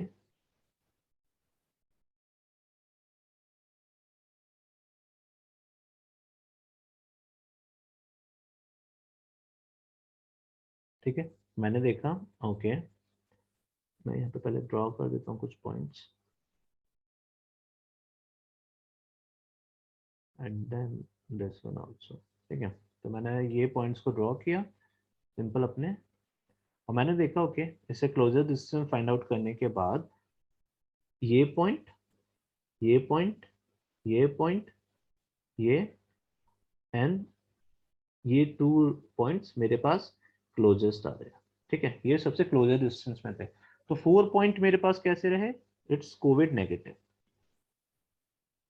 और 2 पॉइंट्स मेरे पास कैसे रहे? Covid positive. यानी 4 points Covid negative, 2 points Covid. अब मेजॉरिटी यानी मेरे पास क्या है? Negative and positive. तो मेरे पास ये क्या प्रेडिक्ट करेगा? ये जो पॉइंट, ये डेटा पॉइंट था, इसे प्रेडिक्ट करेगा कोविड नेगेटिव। तो ये इस तरह से वर्क करता है। अब यहाँ पे एक क्वेश्चन आता है कि ठीक है, ये तो सही है कि 4 और 2 हुआ, अगर ये 3 हो जाता तो? ये भी तो पॉसिबिलिटी है। क्या हो सकता है कि ये 3 पॉइंट्स इस पे बिलोंग कर रहा हो और 3 पॉइंट्स इस पे बिलोंग कर रहा हो, है ना? ये there is a possibility also. तो यहाँ पे जो वैल्यू है ना, आप हमेशा ऑड लोगे, यानी you have to take that odd value. Even में समझ में आ रहा है? That's a problem with the even value. हमेशा प्रॉब्लम इवन में क्या होगा? इक्वल प्रोबेबिलिटी हो सकती है, but if you take the cluster value in odd number, then you will get your answer in a one category, merely in the one category। यानी वो 3 होगा या 2 होगा, 4 होगा या 1 होगा, 5 होगा या 0 होगा। तो हमेशा आपको k का, अगर आप क्लस्टरिंग कर रहे हो, डेफिनेटली अगर आप ऑड भी लोगे, इवन लोगे, तो देयर इज अ प्रोबेबिलिटी कि वो इसे भी बोल सकता है, इसे भी बोल सकता है। इनमें से सबसे क्लोजेस्ट डिस्टेंस जिसकी आ रही होगी उसे भी बता सकता है, ठीक है। That's a based on the algorithm कि किस पॉइंट से सबसे क्लोजेस्ट है, तो उसको भी बता सकता है। But if you take that value in odd, then you can just curtail that kind of uncertainty. तो आप हमेशा जब शुरू में ट्रेन कर रहे हो, तो आप हमेशा उसे एक ऑड वैल्यू दोगे। अब यहाँ पे एक क्वेश्चन आया, क्या हमें ये 5 ही क्यों लेना है, या मुझे ये 9 ही क्यों लेना है, या मुझे 13 क्यों लेना है, या मुझे 21 क्यों लेना है, या मुझे 1 क्यों नहीं ले सकता, है ना? That's a question come in your mind. क्या मुझे ये वैल्यूज कैसे पता चलेगा कि मुझे 1 लेना है, 9 लेना है? Then that's a one thing which is related to the finding the best K value. तो हम क्या करते हैं, एक अपना एल्गोरिथम को ट्रेन करेंगे किस पे? 5 पे। और 5 के अकॉर्डिंग हम उसका एक्यूरेसी देखेंगे, जैसे जैसे के का वैल्यू हम बढ़ाएंगे और एक्यूरेसी देखेंगे क्या किस के वैल्यू पे मेरी सबसे अच्छी एक्यूरेसी आ रही है। हम उस के वैल्यू को लेंगे and then we will train our model again, यानी किस मेरे के पे सबसे कम एरर आ रहा है, we will find that error. कौन सी मेरे के पे सबसे कम एरर आ रहा है, उसके अकॉर्डिंग मैं लूंगा एंड देन अगेन मैं के का वैल्यू रखूंगा। जैसे हम एन एस्टिमेटर्स रखते थे ना रैंडम फॉरेस्ट में, 100, 500, ठीक है, तो हमने हाइपर पैरामीटर ट्यूनिंग किया था। इसी तरह के एन एन में फिर हम ट्यूनिंग करते हैं, and to tuning for finding the best K value as per my error. तो हम इसका एरर रिड्यूस करेंगे, ऑप्टिमाइज के फाइंड आउट करेंगे, फिर अगेन इस मॉडल को ट्रेन करेंगे और उसकी वैल्यू हम मॉडल का मतलब प्रेडिक्शन करेंगे, ठीक है। तो that's why this is known as lazy learner. KNN को हमेशा लेजी लर्नर इसलिए किया जाता है क्योंकि आप क्या करते हो, पहले एक एब्रप्ट वैल्यू पे ट्रेन करते हो जो आपको नहीं पता this is your best value और not. After training your model you have to train your model again to find the best optimal k value. After finding the best k value then you make your model again, ठीक है, तब आप model अपना दोबारा से बनाते हो। That's why it is known as lazy learner algorithm. Got it? समझ में आया एवरीवन? अब ये तो हो गया क्लासिफिकेशन का एग्जांपल, ठीक है। तो क्लासिफिकेशन में तो कैटेगरीज है, अब रिग्रेशन का एग्जांपल आता है तो उसमें क्या करेंगे, लेट्स सी। ईशान, इसमें आपने बोला कि जैसे 5 है फिर चेंज करेंगे हम after train and test check करेंगे कि के की क्या ऑप्टिमम वैल्यू होनी चाहिए। तो जैसे हम 5 से टुवर्ड्स मतलब इंक्रीजिंग ऑर्डर में चलते जाएंगे, तो ऐसा भी होता है कि अगर हमने जैसे के की वैल्यू मे बी 25 ले ली और हम उसे डिक्रीज करके चेक कर रहे हैं कि शुरू से अब चेक करेगा 0 1 2 3 4 आपको हर एक वैल्यू पे बताता जाएगा। ऐसा नहीं कि आपने एब्रप्टली 25 ले लिया तो 25 से आगे ही जाएगा, नहीं, स्टार्ट करेगा 0 से। ओके मेरे के का वैल्यू 0 का कोई मतलब ही नहीं है क्योंकि के अगर 0 हो गए तो फिर एल्गोरिथम 1 से शुरू करेगा, मतलब मिनिमम वैल्यू से शुरू करेगा, 1 से शुरू करेगा, 2 पे शुरू करेगा, 3 पे शुरू करेगा। फिर वो इस तरह से आपके पास एक ग्राफ आएगा, देखोगे आप कहाँ पे सैचुरेट हो रहा है, यानी वो वैल्यू ही मेरी सबसे बेस्ट वैल्यू जहाँ पे सैचुरेट हो रहा है ना। अभी मैं दिखाऊंगा आपको, कोडिंग करके भी बताऊंगा, don't worry. What it yes now come to the part which is regression. अब मेरे पास अगर रिग्रेशन एल्गोरिथम है तो फिर ये किस तरह से वर्क करेगा, सब कुछ सेम है, ठीक है। जैसे अब रिग्रेशन है, लेट्स सपोज 20 लाख है, 24, अब तो सारे डेटा पॉइंट सेम ही होंगे, है ना, कैटेगरीज तो होंगी नहीं। तो ये इस तरह से डेटा स्प्रेड है मेरा।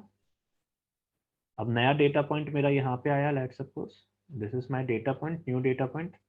तो अगेन आपने कहा k इक्वल्स टू 5, तो 5 नियरेस्ट डेटा पॉइंट से मेजर करेगा। जैसे ये 1 2 3 4 5 ये 5 डेटा पॉइंट्स आ गए, तो ये 5 लेट्स सपोज मैं इससे कुछ नंबर दे देता हूँ 1 2 3 4 5। तो 1 आया, यानी डेटा पॉइंट उसका प्राइस था 20 लैक्स, 2 का था 30 लैक्स, 3 का था 25 लैक्स, 4 का था 28 लैक्स एंड 5 का था 60 लैक्स। लेट्स सपोज 60 तो नहीं आएगा, I can say 20 30 40 is 21 lakhs।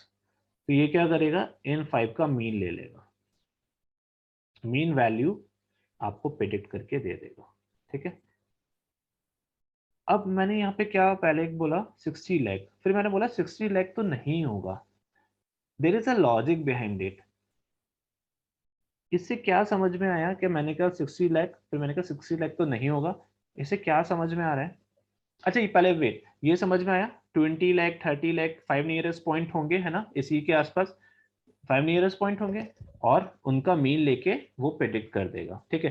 तो again there is a problem कि के 5 ही क्यों होगा, तो हम दोबारा से पहले प्रेडिक्शन कर लेंगे, फिर के की वैल्यू को हम ऑप्टिमाइज करेंगे, बेस्ट के वैल्यू निकालेंगे, फिर दोबारा मॉडल ट्रेन करेंगे और फिर मुझे वो सबके प्रेडिक्शंस देगा। समझ में आया रिग्रेशन में क्या करता है और क्लासिफिकेशन में क्या करता है। Yes sir. Now come to the part which is very very important। मैंने कहा 60 लाख, फिर मैंने बोला 60 लाख तो नहीं होगा, इससे क्या समझ में आ रहा है।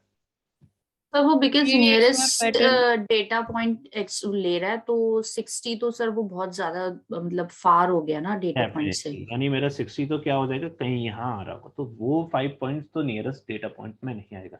And the second thing which is related to the outlier, यानी ये जो एल्गोरिथम है ये सबसे ज्यादा बेकार एल्गोरिथम है, स्पेशली फॉर द आउटलायर्स। अगर आपके डेटा सेट में आउटलायर्स हैं और आपने KNN अप्लाई कर दिया तो सबसे ज्यादा बेकार एक्यूरेसी आपको आने वाला है, क्योंकि ये हमेशा ना क्या करेगा, जो इसके आसपास वाले पॉइंट्स है ना उन्हीं के रिलेटिवली ये आपको प्रेडिक्शंस देने वाला है। तो विद दिस एल्गोरिथम, क्योंकि ये भी एक डिस्टेंस बेस्ड एल्गोरिथम है, सिमिलरली लीनियर के लिए भी ये था, है ना, क्योंकि दिस एल्गोरिथम यू कैन से you can low variance and the high bias kind of algorithm, और जो ट्रीज एल्गोरिथम थी which is low bias and kind of high variance, ensemble is the low variance and the low bias algorithm. But जब मेरा data imbalance हो जाता है तो उसमें भी प्रॉब्लम आना शुरू हो जाता है। तो ये ध्यान रखना, this is very very sensitive towards the outlier. यानी इसका मतलब तो यही हुआ कि all the algorithm which are distance based algorithm are sensitive towards the outliers, ठीक है। तो जैसे ही एक आउटलायर इसमें आता है ये पूरा एल्गोरिथम हिल जाता है, मतलब काइंड ऑफ शेकन हो जाता है पूरा। गॉट इट, समझ में आया? तो कैसे रिग्रेशन पे काम करना है, कैसे classification, what's the background behind these two algorithms, yes और नो? सर बट आउटलायर तो मतलब दूर होगा ना, वो तो मतलब नियरेस्ट नेबर से ही मतलब अपने डेटा कलेक्ट करेगा, तो आउटलायर से इसको क्या प्रॉब्लम? ओके, लेट्स सपोज मेरे पास कुछ और डेटा पॉइंट्स हैं यहीं पे, जरूरी नहीं है एक ही आउटलायर हो सकता है 50-60 डेटा पॉइंट्स और हो सकता है कि ये इसके रिलेटिवली ये यहीं पे लाई करना चाहिए था, ये डेटा पॉइंट यहीं पे लाई करना चाहिए था, क्योंकि आपको नहीं पता कि डेटा किस तरह से बिहेव कर रहा है और बैकएंड पे किस तरह से वो प्रेडिक्ट कर रहा है। तो ये इसने बेस्ट 5 यहाँ पे ले लिए, ठीक है, और बेस्ट 5 जब इसने यहाँ पे ले लिए तो definitely there is a problem which is related to the outliers. तो वो आउटलायर जो फार है वो तो कभी इसके पास आ नहीं पाएंगे, यानी इसके पास यहाँ पे कभी आ ही नहीं पाए, तो मीन्स दैट ये कभी यहाँ पे प्रेडिक्शन भी नहीं कर पाएगा। That's why it is very kind of very sensitive towards the outlier, क्योंकि हो सकता है ये जो आउटलायर ये पॉइंट है वो यहाँ पे ही लाई करना चाहिए था, maybe there is a possibility also, but उसने तो उसको क्या किया, 5 डिस्टेंस बेस्ड एल्गोरिथम लिया, पास वाली एल्गोरिथम ली, और जो आउटलायर है वो यहाँ पे है आउटलायर। तो हो सकते हैं, जरूरी नहीं है, क्योंकि मैंने ऐसा नहीं किया कि आउटलायर हमेशा खराब होते हैं, you have to work on the outliers also. Let's suppose मेरे पास कुछ कार के मॉडल्स हैं, इसका कॉस्ट है 3 करोड़ रुपीस, इसका कॉस्ट है 2 लाख, और एक ऑडी है इसका कॉस्ट है 80 लाख, लेट्स सपोज। अब आप देख रहे हो क्या, बेसिस ऑन द ईयर आपने एक स्कैटर प्लॉट बनाया और आप देख रहे हो कि बेसिस ऑन द ईयर इस तरह से है, यानी कार अगर पुराना है तो उसका कॉस्ट तो कम होना चाहिए, but this is just outlier. अब ये आउटलायर आउटलायर नहीं है, may B this is vintage car, तो यू कैन रिमूव दैट। हो सकता है ये भी यहीं पे लाई कर रहा हो इस तरीके से, यानी अगर कोई कार पुरानी है तो you have to treat separately that part. तो that's a, I can say that's a dynamism in the field of the data science. क्या आपको जरूरी नहीं है, आपको डेटा को, मैंने पहले ही बोला हुआ है कि सिर्फ एल्गोरिथम लगा देना ये डेटा साइंस नहीं होता है, जो आजकल ट्रेंड में है। क्या people are using auto ML, people are using auto EDA, generally there are lots of software who can do, you can do these things by the help of just simple passing your functions, but this is not a data science project, because तभी तो मतलब machine can do their work very efficiently independently but cannot replace human brain। वो human brain को replace नहीं कर सकता, क्योंकि machine के लिए वो 1803 crore is outlier, but for you you know that's a vintage category. तो यू आप क्या करोगे, इस डेटा सेट को हटाओगे नहीं, इस डेटा सेट को क्या करोगे, एक कैटेगरी बना लोगे, अलग से कैटेगरी बना लोगे। You have to allot that category is vintage car, then you can treat that data separately, or you can show that data to your management, that data is very important। तो इस तरह से work किया जाता है, जरूरी नहीं है कि आपको सिर्फ मैथमेटिक एल्गोरिथम्स पढ़ लिया। मैंने हमेशा बोला हुआ है जो मैं पढ़ा रहा हूँ वो आपके डेटा साइंस में कंट्रीब्यूट करेगा 35% मेरे लिए, बाकी सब आपका अपना ओन काइंड ऑफ माइंडसेट, आपका कॉमन सेंस, आपका परसेप्शन, आपका एनालिटिकल पावर, आपकी एक्सपीरियंस, आपका डोमेन नॉलेज, ये सब जब मिल जाएगा तब जाके आप उसे कंट्रीब्यूट करोगे। और मैंने शुरू में बताया डोमेन एक्सपर्टीज कुछ नहीं होता है, आप हो सकता है 6 मंथ किसी और प्रोजेक्ट पे हो, 6 मंथ किसी और प्रोजेक्ट पे हो, 6 मंथ किसी और प्रोजेक्ट पे हो। If you are really, if you are working in any consultancy, may be in KPMG, may be in ANY, then you will get different dimension of projects in a year also। तो वो कोई domain expertise आपको खुद develop करना पड़ेगा। कैसे develop होगा, knowledge को एनहेंस करके, एनालिटिकल पावर को एनहेंस करके, परसेप्शन को इंक्रीज करके। जितने ज्यादा आप प्रोजेक्ट्स पे वर्क करोगे देन आपको समझ में आना शुरू हो जाएगा कि किस तरह से किस तरह डेटा वर्क करता है। Got it everyone? यस, ठीक है। Now back to the algorithm. wait, I have to open, so this is my KN, okay। तो यहाँ पे इसका पूरा थ्योरी है, ठीक है, एल्गोरिथम का। ये पूरा थ्योरी है k nearest. There apart from the Euclidean there is another method which is a Manhattan also, but it is not important. Generally data scientists are using KNN Euclidean distance to calculate the best nearest point. ठीक है, तो Euclidean distance there is a Hamming, there is a Manhattan. ठीक है, lazy learner मैंने आपको बता दिया why we called. Then choosing the value of the k. ठीक है, अभी हम देखेंगे कैसे हमें वैल्यू करना है. There are some pros and cons. You can understand that's pros and cons. एक डेटा है which is basis on the loan. ठीक है, बैंक में लोन के लिए. So again that's a data which is related to the banking sector. तो मेरे पास कुछ मैंने अपने algorithms को कॉल किया. ठीक है, and then this is my data, a simple data. So there are some features: loan ID, gender, married हैं, dependents, education, self-employed, applicant income कितना है, co-applicant income कितना है, loan amount term कितना है, credit history क्या है, property and the loan status. ठीक है, ये सारे इसके features के यहाँ पे दे रखे हैं आपको. ठीक है, इस features के description. तो आपने इसे read किया, value counts किया. ठीक है, अब ये data कैसा है, balance है, imbalance है?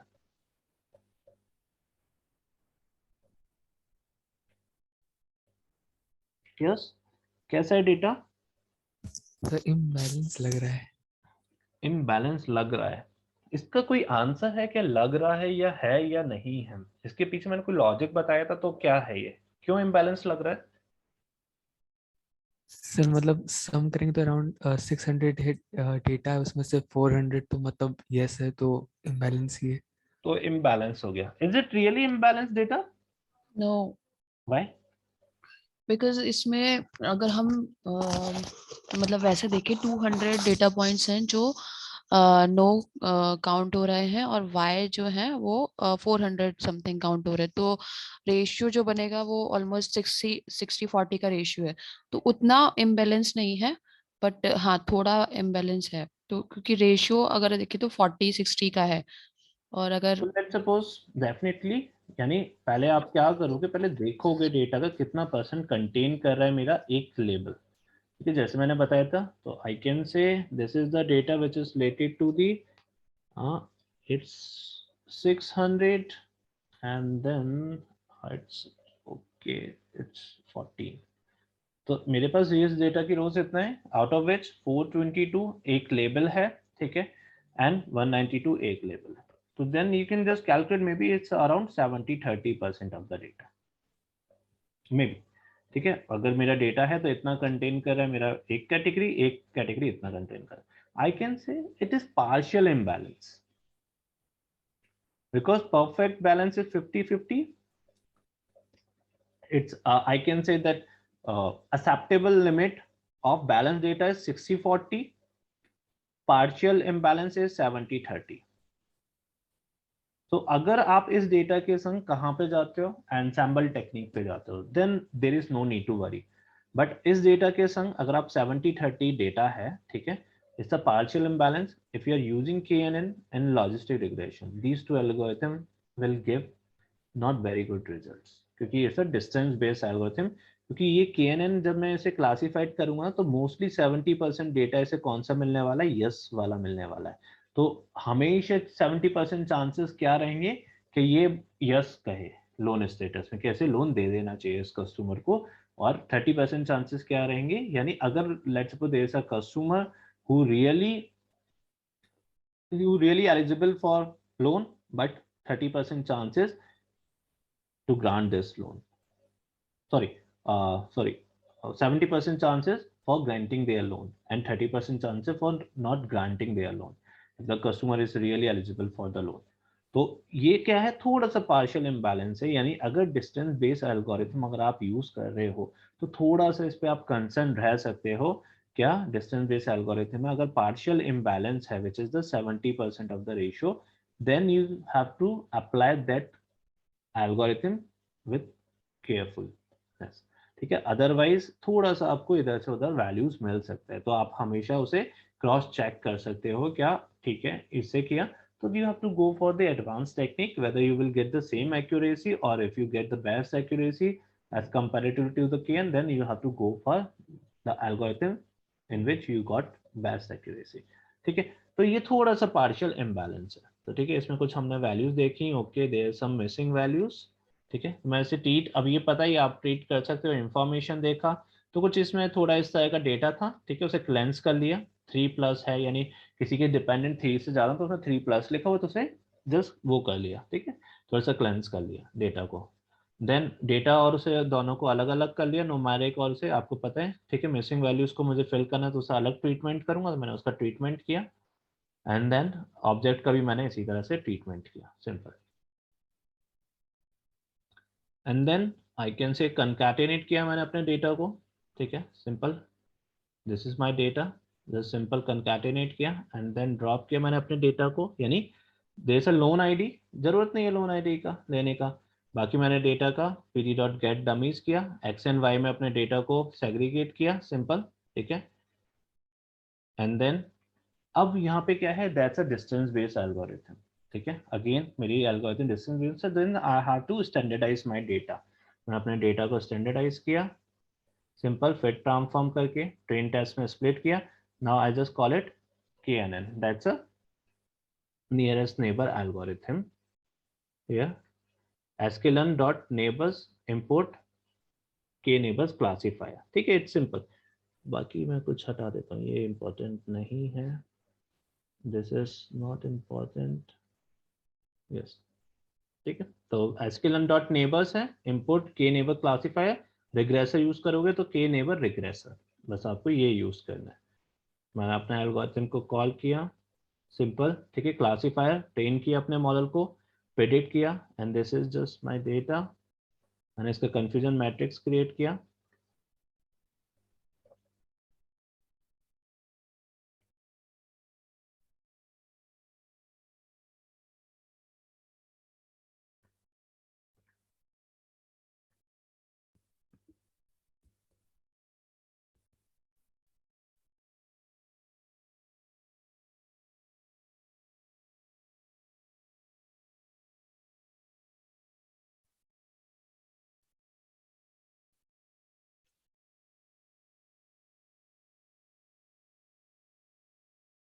ठीक है, मेरे पास ये क्लासिफिकेशन रिपोर्ट आ गया। तो देखो थोड़ा सा ये पार्शियल इम्बैलेंस था, तो देखो यहाँ पे से भी रिकॉल को 56% कर रहा है, बट यहाँ पे मैंने अभी क्या किया, जब इसको सिंपली मैं प्रेडिक्ट कर रहा हूँ, मैंने अभी इसे के नेबर्स दिए ही नहीं, कोई भी मैंने बताया नहीं कैसे कितने के नेबर्स पे वर्क करना है, सिंपल मैंने कोई वैल्यू इसे नहीं दिया, मैंने कहा इसे अपने आप ही ऑटो ट्यून करने दो, यानी जितने भी इसे नेबर्स लेने हैं डिफॉल्टली उसने अपने नेबर्स ले लिए, ठीक है। लेट्स सी, मेरे पास इसका एक्यूरेसी आ गया, ठीक है, तो मैंने कहा अब इसे मैं एक रैंडम नेबर्स दे रहा हूँ, 23 नेबर्स दे दिए मैंने इसे रैंडमली, ठीक है, इट्स सिंपल, 23 नेबर्स दिए, then I will get my accuracy which is 79%, और मैंने उसे फिर प्रेडिक्ट किया नेबर्स पे, तो देखो थोड़ा सा मेरा एक्यूरेसी 1 के रेस्पेक्टिवली क्या हुआ, कितना ज्यादा बायस्ड हो गया, जैसे ही मैंने उसे नेबर्स दिए तो वो बायस हो गया किस नेबर्स के लिए, 1 के लिए, यानी लोन स्टेटस उन्हें अप्रूव करना है। मैंने इसे चेंज किया, मैंने कहा ओके 5,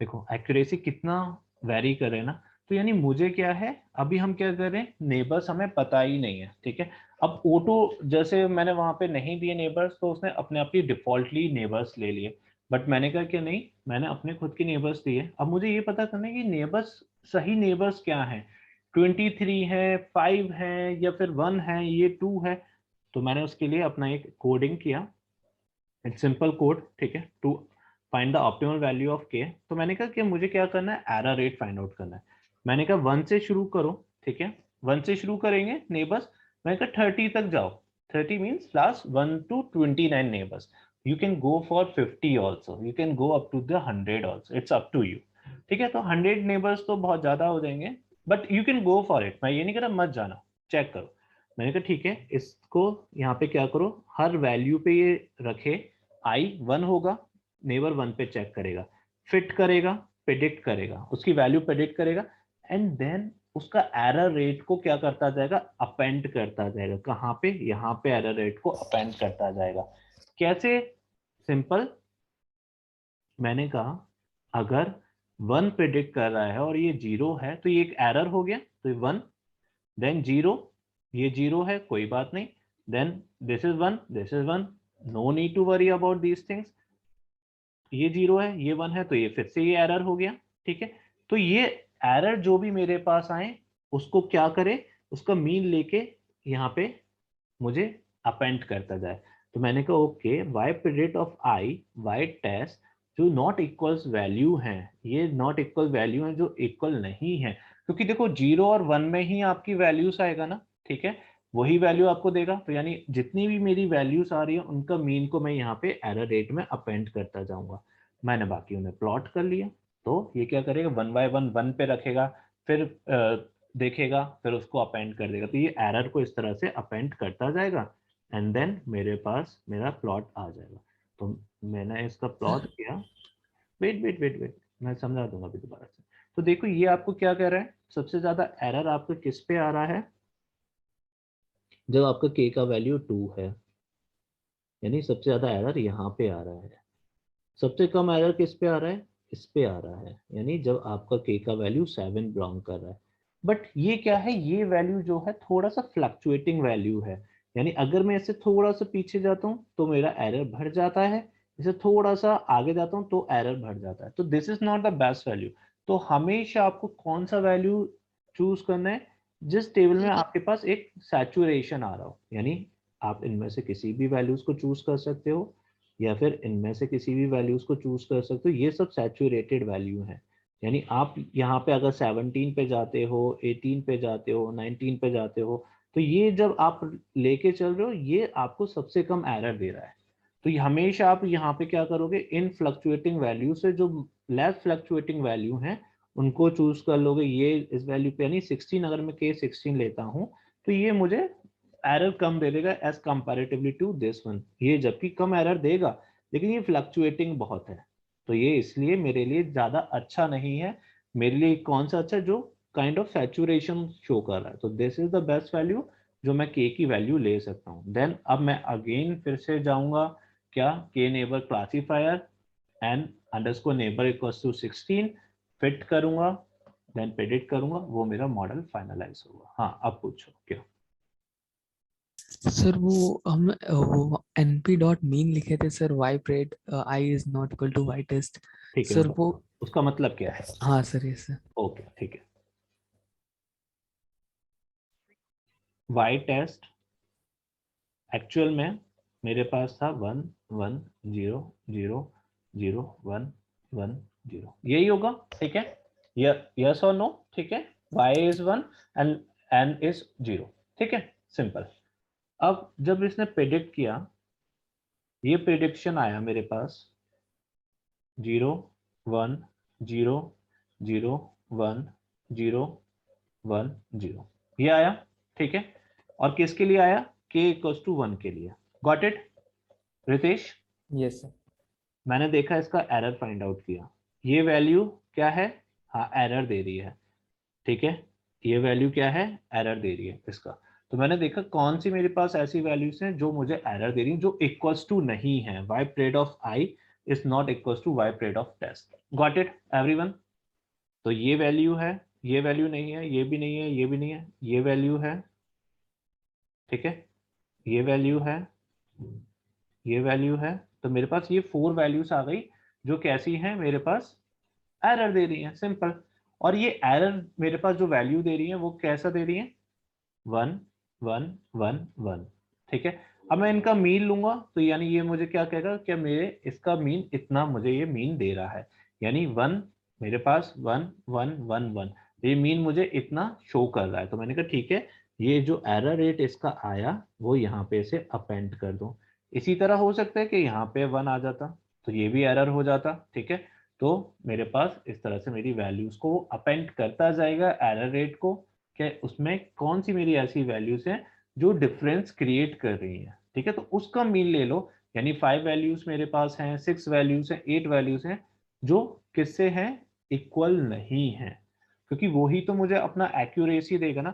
अगर ये सारी वैल्यू इक्वल हो जाएंगी विच इज 100% एक्यूरेसी, अगर इनमें 2 वैल्यू इक्वल नहीं हुई तो दैट्स अ 80% एक्यूरेसी, यानी 20% एक्यूरेसी मेरी कौन सी, कहाँ पे लॉस हो रही है, जो इक्वल नहीं है। यानी अगर मैं उन दो वैल्यूज को, जो दो वैल्यू हैं, दिस इज 1 1, ठीक है, this is 2, this is the value which is related to my inaccurate, तो ये 2 वैल्यू मेरे क्या है, मैंने कहा ऐसे मेरे पास हो सकता है 1000 वैल्यूज हो, तो उनका क्या करो, मीन कर लो। तो उनका जो मीन करोगे जो इक्वल नहीं है, ठीक है, तो वो उसको मीन करके आपको दे देगा। जैसे लेट्स सी मैं आपको दिखाता हूँ।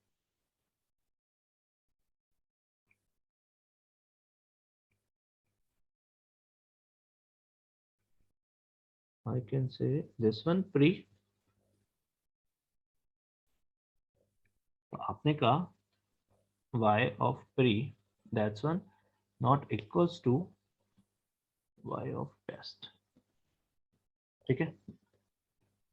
तो ये मुझे क्या बता रहा है, true false true false true false, यानी आप जब इसका मीन लोगे इन वैल्यूज का,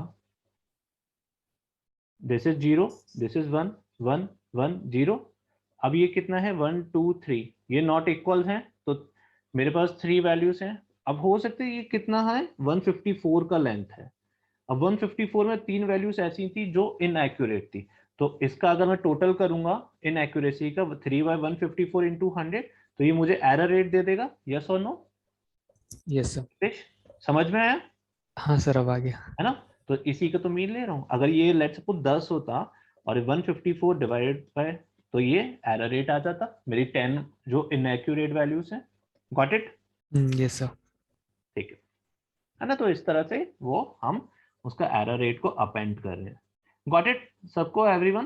तो इस तरह से मैंने क्रिएट किया और उससे मेरी एक ऑप्टिमल वैल्यू आ गई। अब वो ऑप्टिमल वैल्यू विच इज 16, तो अब आप क्या करोगे, यहाँ पे k 16 रखोगे, that's a good value for your model. तो आपने कहा कि मैं 16 पे अपने मॉडल को डिप्लॉय करूंगा, तो वो आपको ज़्यादा अच्छा एक्यूरेट रिजल्ट देगा as comparatively to this one.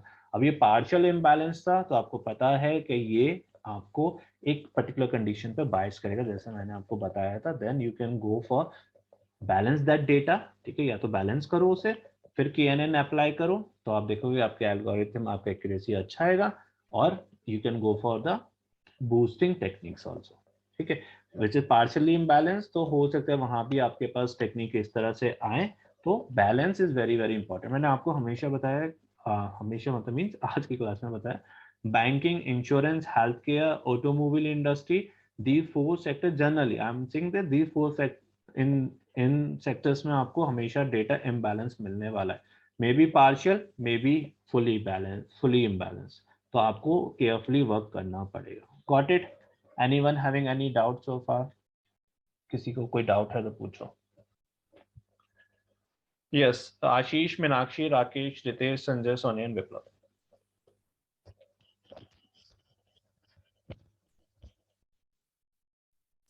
No doubt sir. Okay great, so do one thing, just do practice, ठीक है।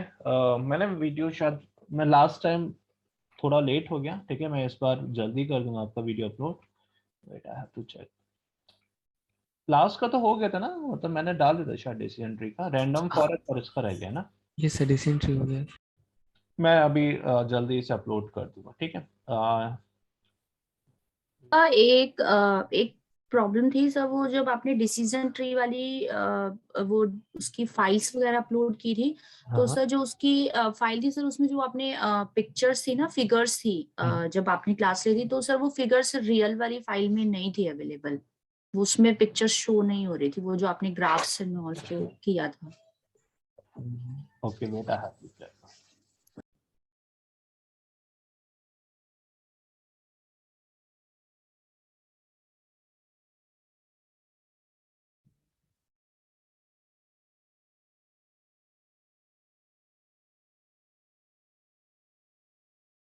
उसमें शो नहीं हो रहा है, आप ये कह रहे हो ना? हो रहा है उसमें शो। सर अब वो डेटा पूरा था, लेकिन जो वो आपने कुछ फिगर्स और वो आप उसमें आपकी फाइल में थी ये ना, तो वाला सर फिगर ना, यस सर, यस सर, ये सर फाइल में नहीं थी, ये वैसे तो आ रही है ये फिगर्स।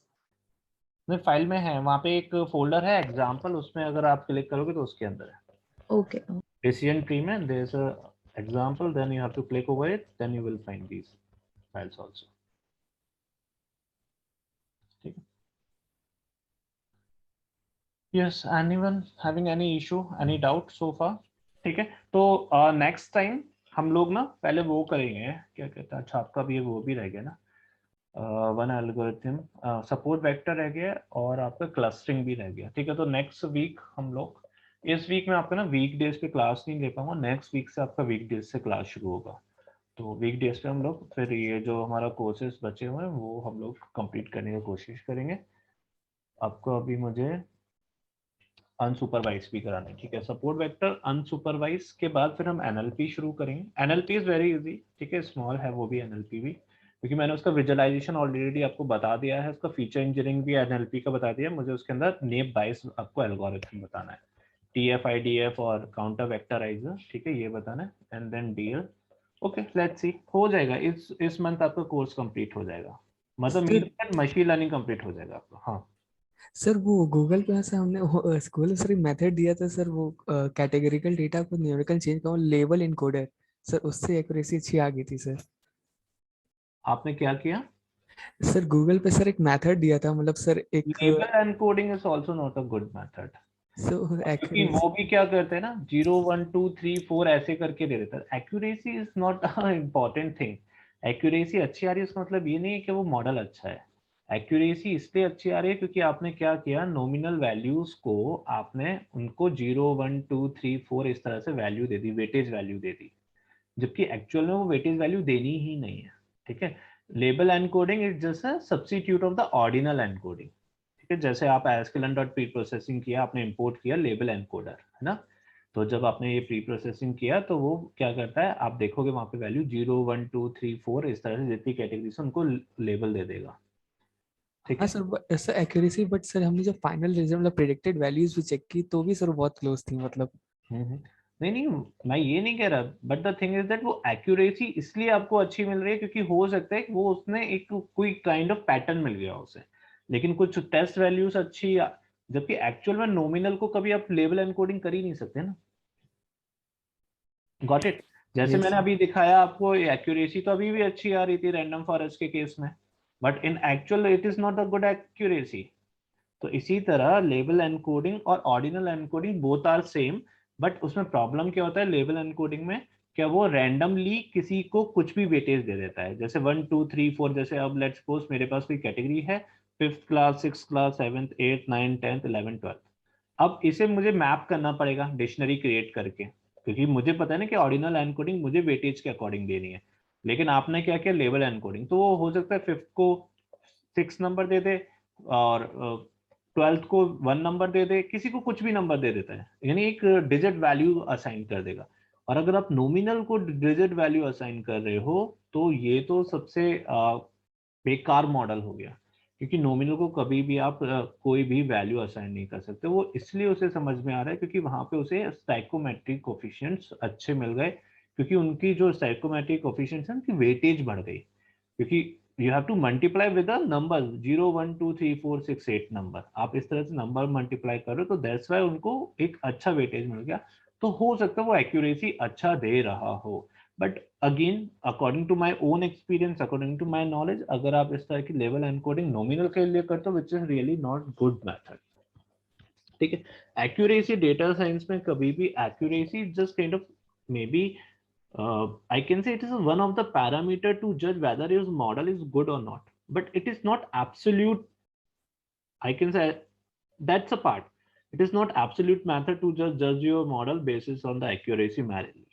ठीक है, तो वो जरूरी नहीं है कि हर बार आपको अच्छा एक्यूरेसी मिले, क्योंकि आप एक गलत मेथड, जैसे होता है ना कि लेट सपोज आप मैंने कहा you have to prove that derivation, आपने एक मिस्टेक किया और उस मिस्टेक करने की वजह से आपने एक डेरिवेशन प्रूव कर दिया, but it doesn't mean you are getting your answer, your solution is also right, because through the mistake you just, I can say by mistake, you just had a mistake in your solution, and due to the mistake you have made another mistake, and just by the mistake you will get the solution. That's a part of the label encoding, especially for the nominal categories. Got it, Ritesh? तो ये yes नहीं, आप अपने beginner level के लिए खुश हो सकते हो कि आई will get very good accuracy by the help of label encoding, but this is not the correct method specially. तो लेबल एनकोडिंग की जगह मैंने आपको ऑर्डिनल एनकोडिंग बताया है। Label encoding generally ordinal data के लिए किया जाता है, when your data, when your feature is ordinal encoding, label encoding करते थे। क्योंकि वो ऑर्डिनल टाइप ऑफ डेटा, उसे वेटेज देना पड़ेगा। लेकिन हमने तो उसे एडवांस मेथड पढ़ा है which is the ordinal encoding, है ना। तो ऑर्डिनल एनकोडिंग कर सकते हो आप मैप डिक्शनरी के थ्रू, या फिर टारगेट गाइडेड ऑर्डिनल वैल्यूज पे आप ऑर्डिनल एनकोडिंग कर सकते हो। तो it's your choice again. Got it.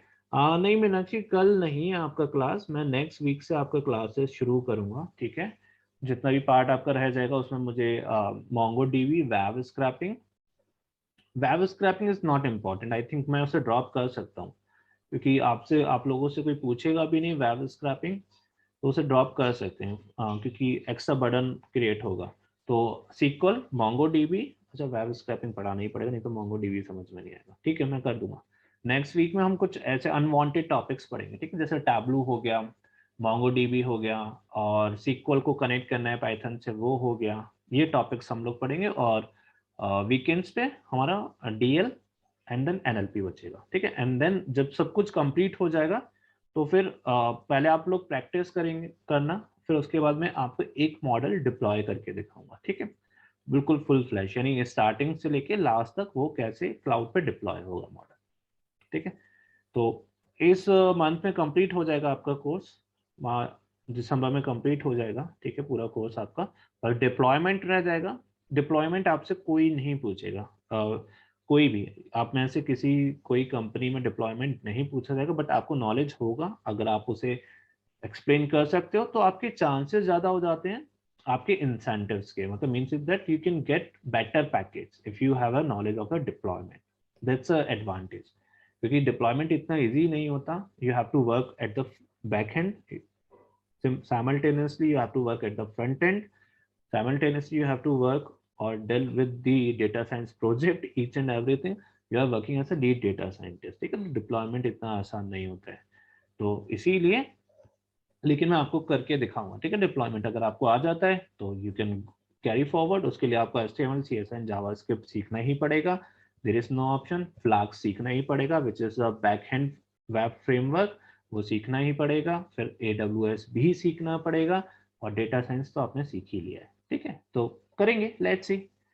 लेकिन दिसंबर तक हम लोग पहले अपने सारे डेटा साइंस का जितना भी ऑल ओवर है, DL है, NLP है, और पाइथन है, टैब्लू है, या फिर MongoDB है, ये मैं कंप्लीट करा दूंगा, जिससे आप मार्केट में जाओ तो 80% या 90%, 95% आपका रिक्वायरमेंट कंप्लीट हो जाए, ठीक है। क्योंकि यहीं से आपसे सारी चीजें पूछी जाएंगी, यही जॉब डिस्क्रिप्शन में दिया जाएगा। बाकी 20% तो उसमें बहुत कुछ डाला जाता है, जरूरी नहीं होता। 40-50% रिक्वायरमेंट फुलफिल हो रही है तो आप किसी भी कंपनी में अप्लाई कर सकते हो। तो लास्ट डिप्लॉयमेंट रह जाएगा, डिप्लॉयमेंट मांगा भी नहीं जाता, ठीक है, लेकिन हम लोग करेंगे डिप्लॉयमेंट। गॉट इट, ठीक है। तो नेक्स्ट वीक से हम लोग शुरू करेंगे, अभी नहीं, इस वीक नहीं, नेक्स्ट वीक से हमारा वीक डे पे क्लासेस शुरू हो जाएगा, और वीकेंड्स पे भी क्लास होगा, ठीक है। चलो, okay, bye, take care everyone. Okay sir, bye.